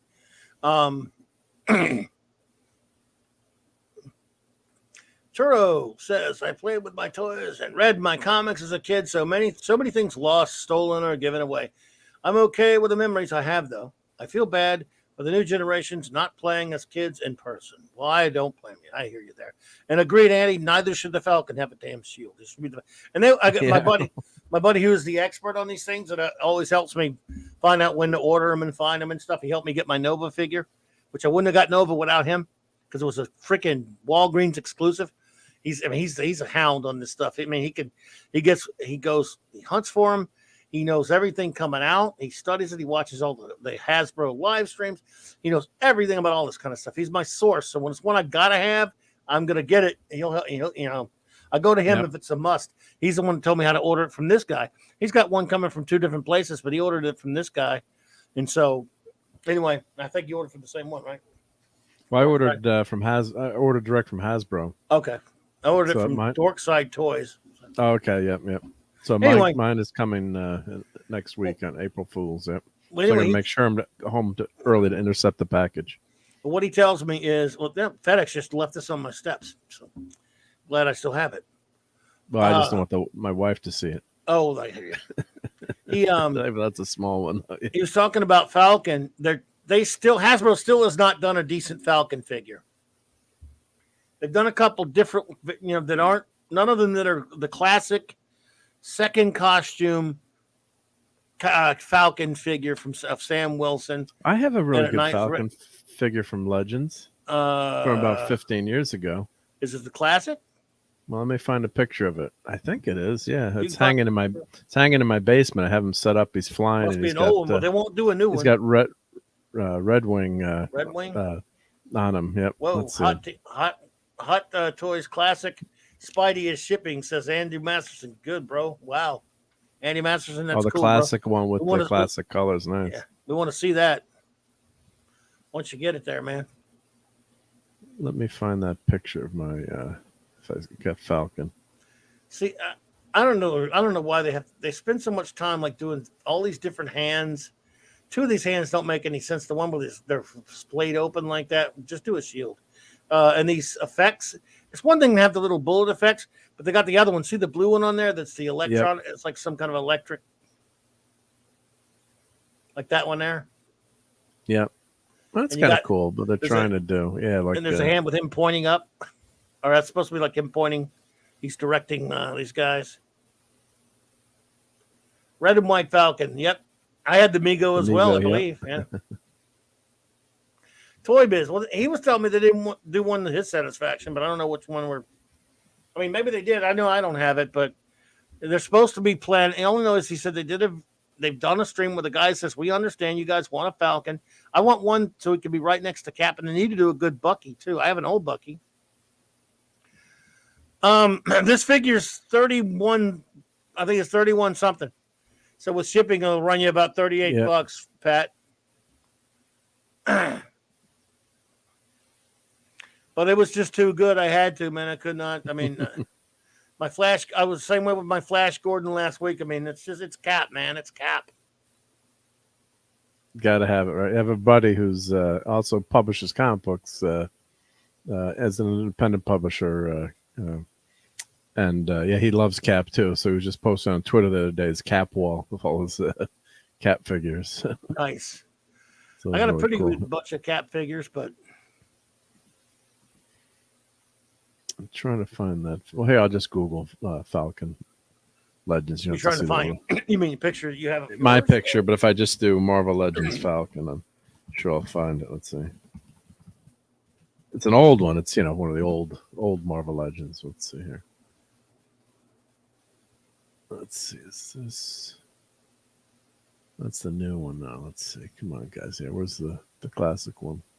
Yeah, but that's what makes collectors. It's like take my money, right? It's like show me, give me the old, the old school stuff, and there's some my other Caps I have. Yeah, all the pictures I'm seeing are the more modern ones. You see, this is one of my other Caps. I'm gonna have to add them to these Caps now. Do you have these? Yep. I'm sure you have all these. I do not. I have some of them, but not all of them. Yep. I don't have that big one. Yeah. Oh, if I check Figure Room, they'll have it. Cap is Andy's all-time favorite. Great choice. Love him. He used to have a Captain America reissue from 3 years ago. JD says, "Yeah, this is us." I don't really have a lot of Cap figures. I got these, so it's not a lot. I think there are a couple other ones that aren't here because I got later. See, one of them's broken. That one down in the middle that's on his knees is broke because he can't stand up. His legs are. I mean, it was really garbage. It was like so busted up. I mean, he's just terrible. And of course, you see the one with Cap and Bucky from the Silver Age. I mean, for the Golden Age. I got a couple of Golden Age Caps.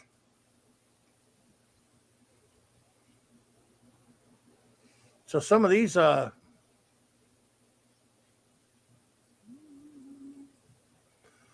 shields might work, right? Yeah.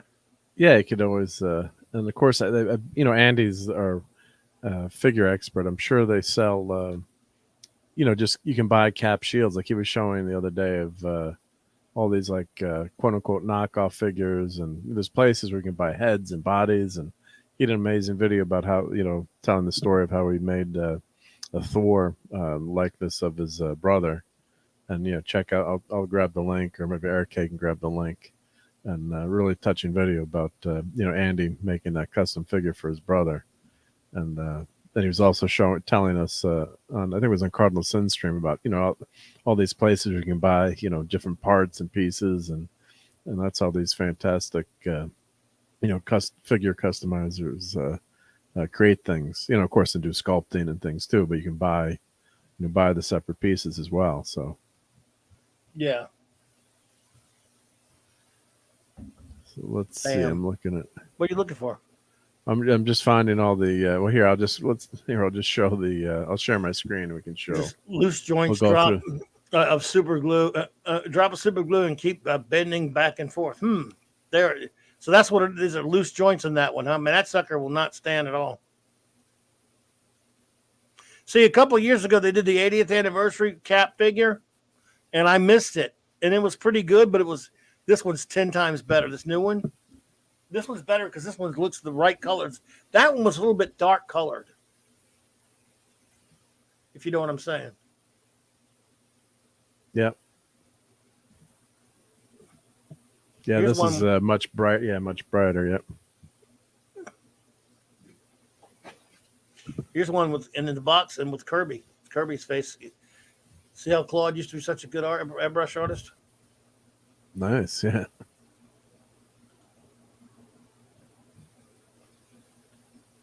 Yeah, he's a really good artist. Yeah. So, what are you looking for? So here, where I can share, if you got showed all your pictures, or yep, here I'll share my screen here. Yep. So let me share this. Share this screen here. Share. So this is Marvel Legends Series 1. So here's that very first Cap figure from 2002. My God, which is not that. So this was. So that's what that figure is kind of based on. It's kind of based on this. This is like a 20th anniversary thing. Yeah. Yeah. So of course the new one is much better, but this was a pretty damn good figure. But it's expensive now, huh? Yeah, especially if you have it in the box and it comes with the comic. And that was the first, first set of 4. So they had. I had that one. Now I'm wondering where mine is. Shite. The comics are actually valuable in these too, which is crazy. Yeah, they came with actual comics. Yeah, so it's but I know where they came from. There was this set at that time you could buy, and a couple of years earlier than that, you could buy at Toys R Us these boxes with all these Marvel reprints. But they were just, they weren't like the actual.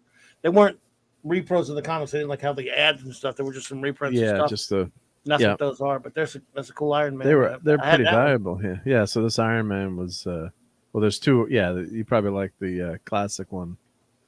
There's 2 different ones. I think they had the gold armor one, and then I think we go back. I think this was the. So of course some of them were the chase figures. Yeah, this one's D-Bud must have this one, right? Yep. That's the one I have. So that's really D-Bud cool. has it. I mean, I don't know if D-Bud gets figures, but if he's a figure guy, he has that Iron Man.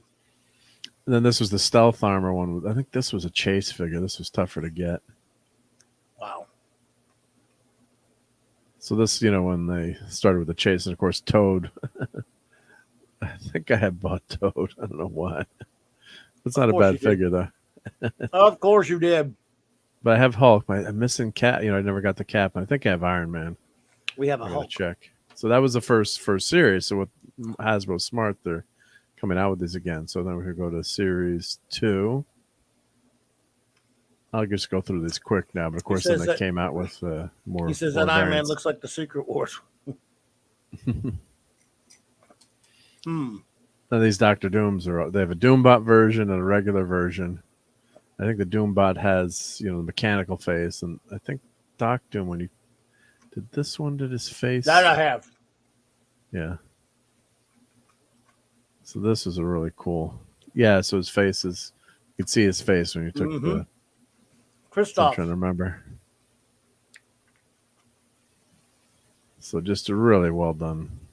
So of course this was, before, the Hot Toys, or maybe Hot Toys were out, I don't know, but it was just really everyone just went nuts over these. Of course, we both might have these figures. I think it's an outside shot. We have those for this one. Oh, outside shot. Yeah. I think I've showed you that one. Yeah. And this Namor was pretty good too, I think. I didn't mind Yeah. that costume on that figure. Yep, that was pretty Yeah, I good. like that. Put some clothes on, boy. And then the No 4. This is how they, collect our money. Yeah. So that's I'll go faster now, but series. Let's see, series 3. And of course, you've got your clean shaven beard shadow, Daredevil. This Wolverine was great, and this Thor. That's one of my favorite Thors. I have him right behind me here. Oh, shit. I This don't is know a if I really have good that Thor. one. This That's a Thor good is one. good. That was a good one. Yep. I have that right on my desk here. Yep. Wow. I'm not sure if I have that one. The Magneto was good. I think they all had the Sentinels on this one. Yep.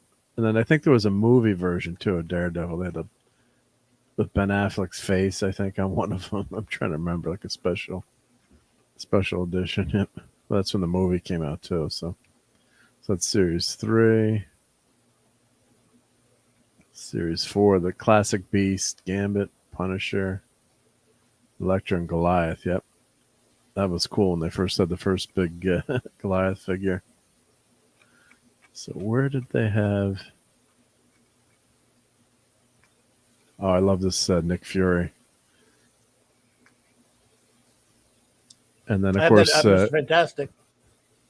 Yep, that's a great one. Yep, that's a great one. Yep, and of course, Howard the Duck. Right? You got this one. Yep, I have that. I got that. Yep, I have the Howard the Duck. I can't find the base to my Surfer figure that I got to find. I have Howard the Duck on the shelf. I can't find that base. It's got to be in a box. It's got to be in your collection of parts box, right? Yes. Yes. Yeah. With no Falcon?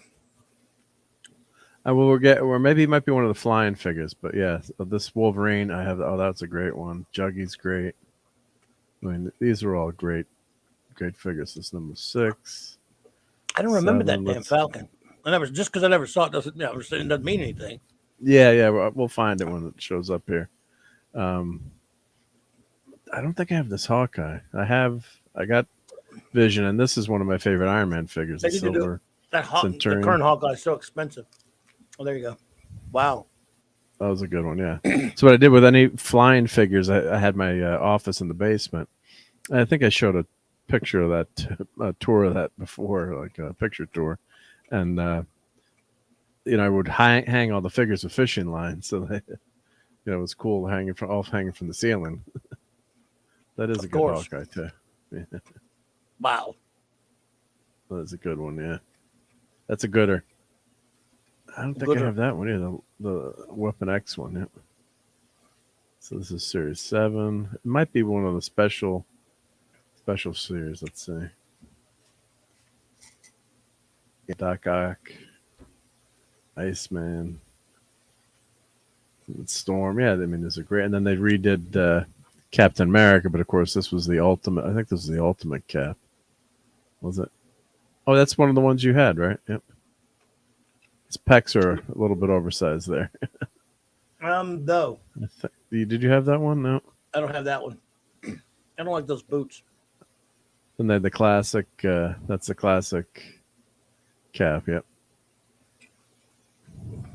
You should have those boots though. They're not red. Yeah, they're kind of like a brown. Yep. Hell, they're playing that. Well, that's kind of like an off red. Yep. That's when Andy can paint them for you. Yep. Well, you're just putting him to all kind of work, aren't you? Yeah, I am. Yeah. When all these people take the figures and they paint them. Yep. So this is number 8. Let's see, series 9. Oh, that's the Galactus series. Yep. You probably have every one of these, I'm sure. So let's see who was in that. Bullseye, Deathlock, Hulk, Nightcrawler, War Machine, Professor X, Doctor Strange, and Bullseye. Yep. So of course I bought every one of these figures because I had to have Galactus, right? So I've got my Galactus Build-A-Figure. So that's how they get you to buy all these different figures.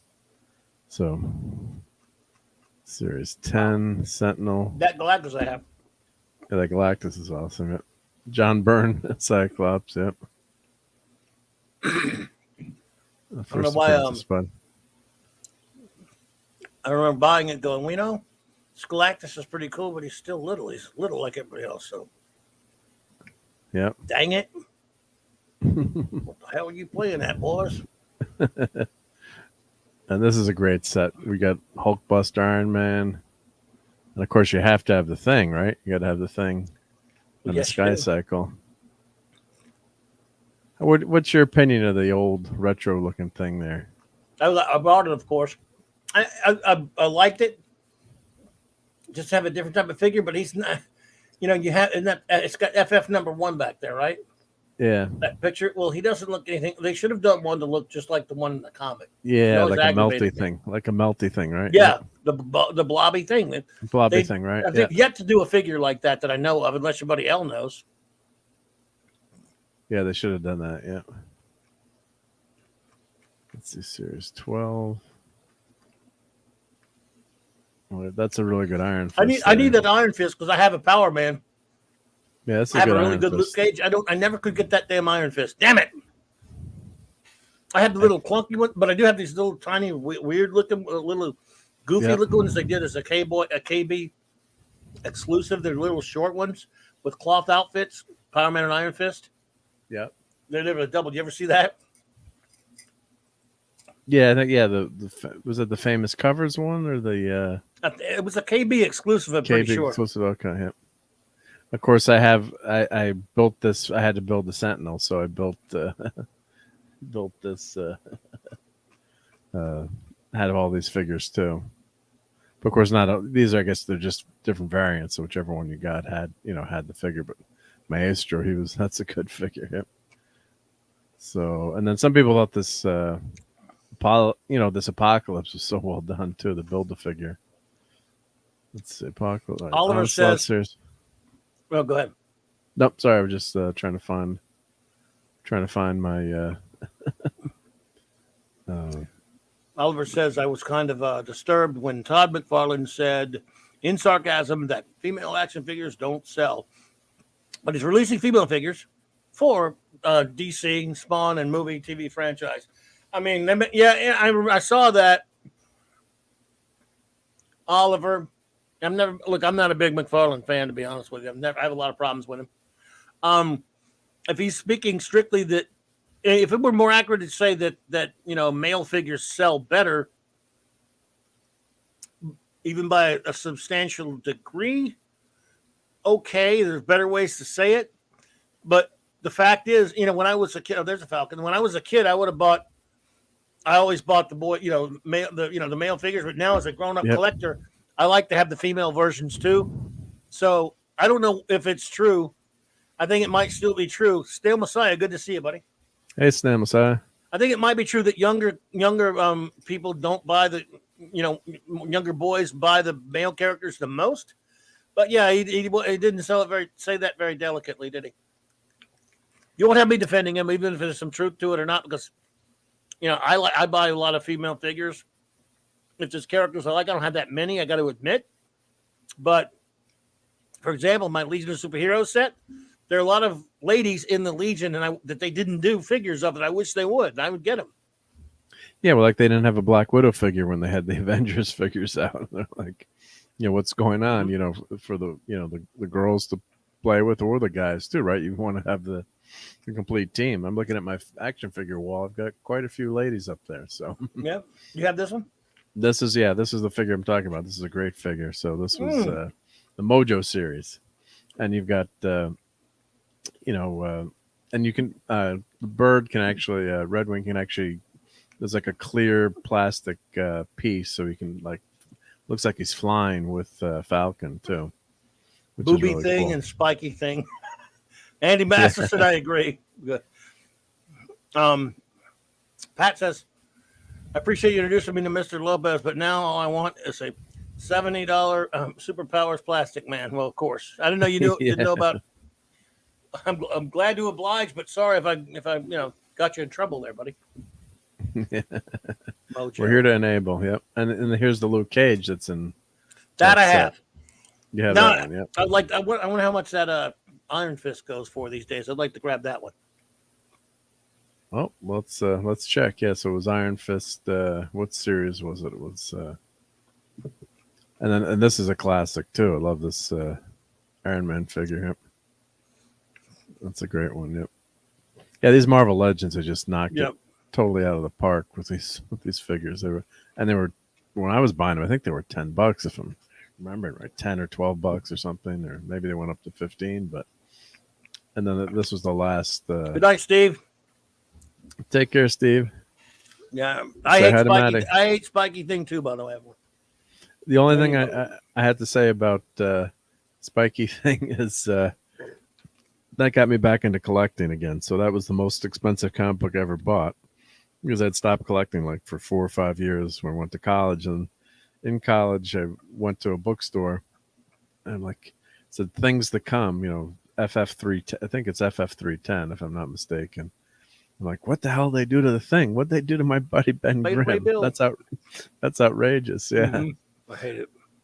And so I bought it, and then it had me hooked on comics again. So because of that damn issue, I spent thousands and thousands of dollars worth of so that got me back into collecting. And back then, you could buy in the grocery store. You could still buy comics, and you could actually go to the bookstore and get comics back in the day. So it was that started my collection of again things to come. Yep. Wow. This MODOK figure, I was showing that on one of the shows last week. That's pretty damn good. I found my old MODOK figure. I found my old MODOK figure, by the way. You did find it? Yep. It's not that good. That was a build the figure. Yeah, so I guess I must have all these figures. I guess, and if I built MODOK, then I guess I must have bought all these. So I got a lot of them tucked away because, like you said, you have no room. And then I had an action figure moratorium like you, and then they came out with I guess when was it Toy Biz got the line, and they made the figures were 4.5 inches or whatever the heck. It was a smaller scale. I'm like, God, I don't want to bother with these. So I had stopped buying the Legends, and these were the icons that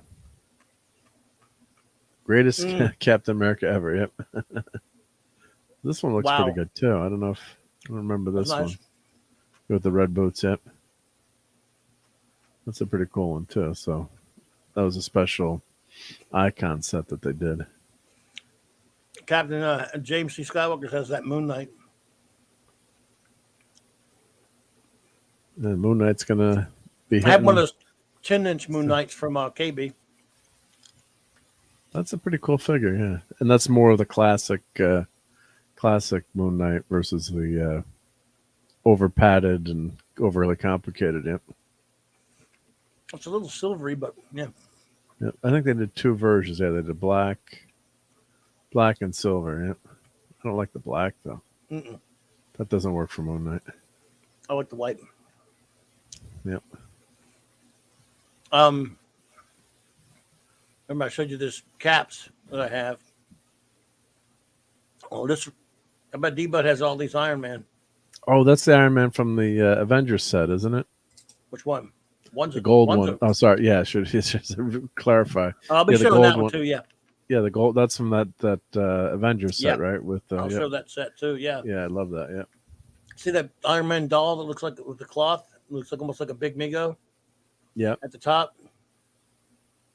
So I don't have enough Iron Man figures. This was before I have one. I have a couple since then, but I took this picture a long time ago. But there's some Thors for you. I don't have that Thor yet. I think I have that Thor you're talking about. That one's right there that you showed earlier. Yeah. And what's this? Is a statue in the back? Is that plastic or it's stone or it's? That's a bowling. That's nice. I'll tell you about the story about that statue probably once before, but you might have forgot. Many years ago, when the Walking Dead TV show started getting popular early in the days of the Walking Dead TV show, I'd already stopped buying the Walking Dead comic. I had tons and tons of issues, not every issue, but like between issue 20-something and 90-something, I had a big run of them. And the issues were huge. Oh, And so I was talking like about crazy. the guy who they were going up and so the guy who owned the local comic shop who used to buy comics from me. We were talking back and forth, so, and I was busy working, so I kept getting Claude to mediate for me because he was going over there.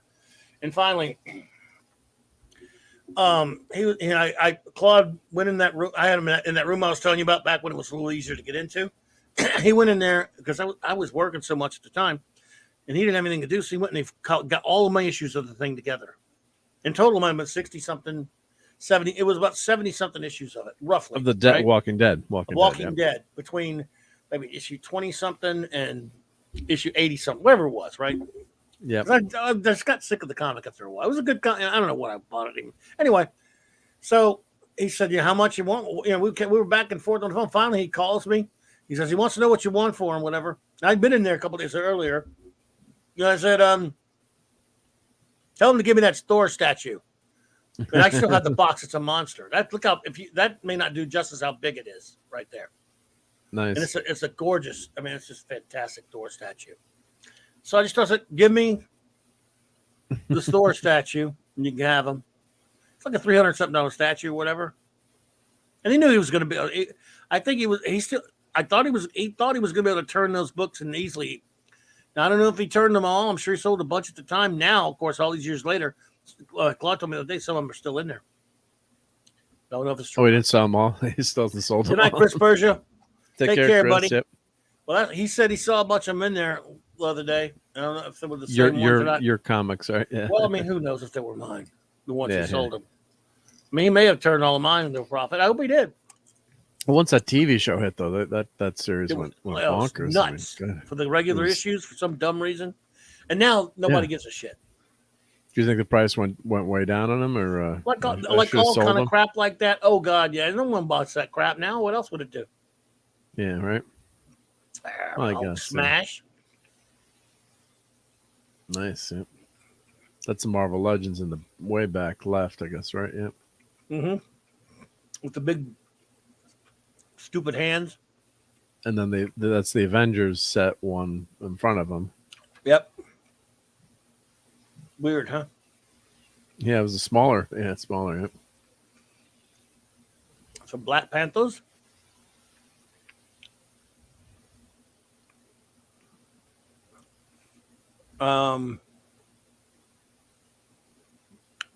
Let's see here. Yeah, even if the show didn't suck, it just got the popularity died out. Well, the TV series, people really were upset when they killed Glenn off and Negan, even though it followed the show, it followed the comic, and I think I've read almost every comic. It was just too depressing. I stopped watching it too. I was like, this is too damn depressing, even though I knew most of what was gonna happen. But I've got one more Marvel figure since this one was taken. But yeah, I have the first issue in Avengers first issue set. Yep, that's I love that set. Yep, that's a pretty good one. Did you still have your ants? The ants are easy to lose. I had the ants up there on top of Giant Man. Yeah. See the ant up there on top of Giant Man? Yeah, I still have my ants, and I actually have. They can't see it, but I have, obviously, but I have some of those figures out behind me. Yep. See how bad that cat figure's legs are fucked up, so he has to kneel down. Super glue him. So you got Avengers at the beginning, then later in the Silver and Bronze Age, and then the gang's all here. Great shot. That's crazy. Was that Wanda figure part of that Avengers set, or is that she was a separate figure, right? Yep. Yep. And that one, I got one that broke to pieces. It was just garbage for some reason. Like that. I don't know if that's the one or not. It's my Wonder Man. There's not. That's from a different type of thing. It was the only Wonder Man I could ever find, I think. That's a Marvel Legends one, I think. Yeah. And the Beast, that's like a X-Men Beast one. And the other one over there is broken, so I had to hang them on top of a box. No, I'm actually looking at my Wanda figure. Oh, I got my Wanda figure there, and I got the Thor from that set. Avengers set. Thank you, Hungry Boy. Appreciate that, man. That's a great picture, yeah. Toys, folks, toys. Can never have too many toys, yeah. Nope. We didn't have too many toys there, baby cakes. Well, I want to thank everybody for hanging out with us tonight. But was Giant Man a Build-A-Figure? No, that was from, it's a set called Avengers #1, which was based on the cover of Avengers #1. And so it had it came with that set. So that was before. That was way before they were doing Build-A-Figures. Yeah. Yep, I have. I got that. Yep. Yes, you do. But I have that. Oh, we lost some M&Ms. I hope no M&Ms are harmed in the making of this video. Damn it, the mouth. I wanted to. Language. It doesn't matter. I think you can say that. Yeah, you can. I'm just teasing. Yep. No, I don't know. You know what? I never know when I'm going to get limited. I don't get limited so much. But I get I don't get demonetized, but I get limited a lot, even when they didn't do anything. So if I don't get it for tonight, it'll be weird. Since other nights I go, I'm pretty sure I didn't say anything that night. Anyway, what you got? Oh, you need to show more stuff? I thought we were done. Oh, no. It just popped back. I was just had that screen. I was just looking at the, I had that. I never stopped sharing. So I had the Superpowers collection. Superpowers. You're going to get me wanting to look at those all night. Man, we'll be here all night. Yes, sorry. We'll be here all night. Damn, but I just had that. I had that on my screen for people, because you were showing the Superpowers. So, no, I know. I love it. Yeah. And there's the play set. We went to Marvel when we should have stayed at DC. So these are some great. Good night, everybody. They're all running out because I always started saying goodbye. I started saying goodbye, then I dropped stuff. Sorry, everyone. Yeah. No. Thank you all. Wednesday night, and I got to change that. Ooh, man, I got to change. I accidentally have it scheduled for tomorrow night, and Steve sent me a message. Thank you, Steve, by the way, he had to run. That I accidentally scheduled Wednesday show for tomorrow night, so I got to go change that. I got to remember. But anyway, tomorrow night though, folks, at 8:30, a special time and channel on Loki's channel. I'll be over there, 8:30 p.m. Central Standard Time. It will be a Loki Clobby team up review of our monthly animated movie review. This is Superman Batman Apocalypse. And Wednesday night I'll be doing whatever I do here, the way I do it. And then of course Clobby's Clubhouse Thursday night. And then Saturday night Star Trek, of course. So thank you. And 1 week from tonight, by the way, we are solid for that, right? Oh, yep. That'd be good. Yep. 1 week from tonight, I should have made some art for it. We are the great Mark D with a C, and surprise, dude, the great Lord Thoth, because he loves Wolverine so much he wanted to join us. Awesome. And I didn't think you would mind. Oh, it's horrendous. Yeah, it's horrible. I'm not going to show up. Yeah. Yeah. So myself, my claws are out. Mark and I will be joined by the great Lord Thoth. We're going to review the Wolverine miniseries from 1982 by Chris Claremont, Frank Miller, and Jules Rubinstein. All 4 issues of it we're going to review. So I hope you'll join us for that. Clobby's Classic Comics Review. Until then, the great Hungry Boy, the great Steve Mitchum, Pat S. Buddy, Matthew Pellender, Kal-El, my friend, J.D. Lewis, Oliver Belamonte, Matthew Pounder, Turo, Chris Persia, Eric K., the great Eric K., the great Andy Masterson, Captain James C. Skywalker, D. Bud, the great D. Bud Martin, the great Phantom Outsider, who else? Snail Messiah. Oh, man, I was doing so good remembering them, and now I can't remember who you said. Yep. J.D. Lewis, buddy. Oh man. Anyone who joined us, if I forgot you, I'm just senile. You know how it goes. But thank you so much for joining us tonight. Really appreciate you. And I hope to see you all soon. Yep. And sorry. Here's my latest video that I just dropped. So after the show is over, if everyone wants to click on that and watch that video, it's just a 5-minute one, but just a review of that Hall of Justice Hallmark ornament. Thank you. That's the latest one. They had 2 of them. Yep. Only that one? Yep, just that. Yep. That's okay, that link there. Yep. Well, please go check out Mark's video, everyone. And of course, if you haven't, well, you already probably have, but if you haven't, please subscribe to his channel and the channels of many of our wonderful friends who I have links to in the chat. And just want to say again, rest in peace, Alpha Omega. This show is dedicated to you. I don't. It was put in my chat. I was put in my chat earlier, but I don't have it now. But the great Noel Tardisone did a nice tribute show to him today. So thanks to Noel for that. Thanks for Problem being here earlier as well, my buddy Probby. Alpha Omega, buddy. I wish we could have known you longer. I'm sorry it's just taken so long for us to find out the horrible thing that we'd feared. But I'll say to you again, I know you love Doctor Who and Faulty Towers and Blackadder and all kind of cool stuff, and I know you're a huge Blake 7 fan. So as a fellow fan of Blake 7 and as a fan of you, as a fan of your good self, we all just say, rest in peace, buddy.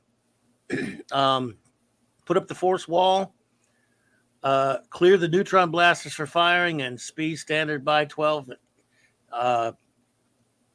You live forever in the Liberator, my buddy, and warp speed. Thank you. Everyone will end just on silence because it's for our friend, and I'm going to go ahead and put O in there one more time. And thank you all for being here with us tonight. Good night, everyone. As Kirk said, absent friends. So thank you all so much. We're going to be silent for a second, then we will end.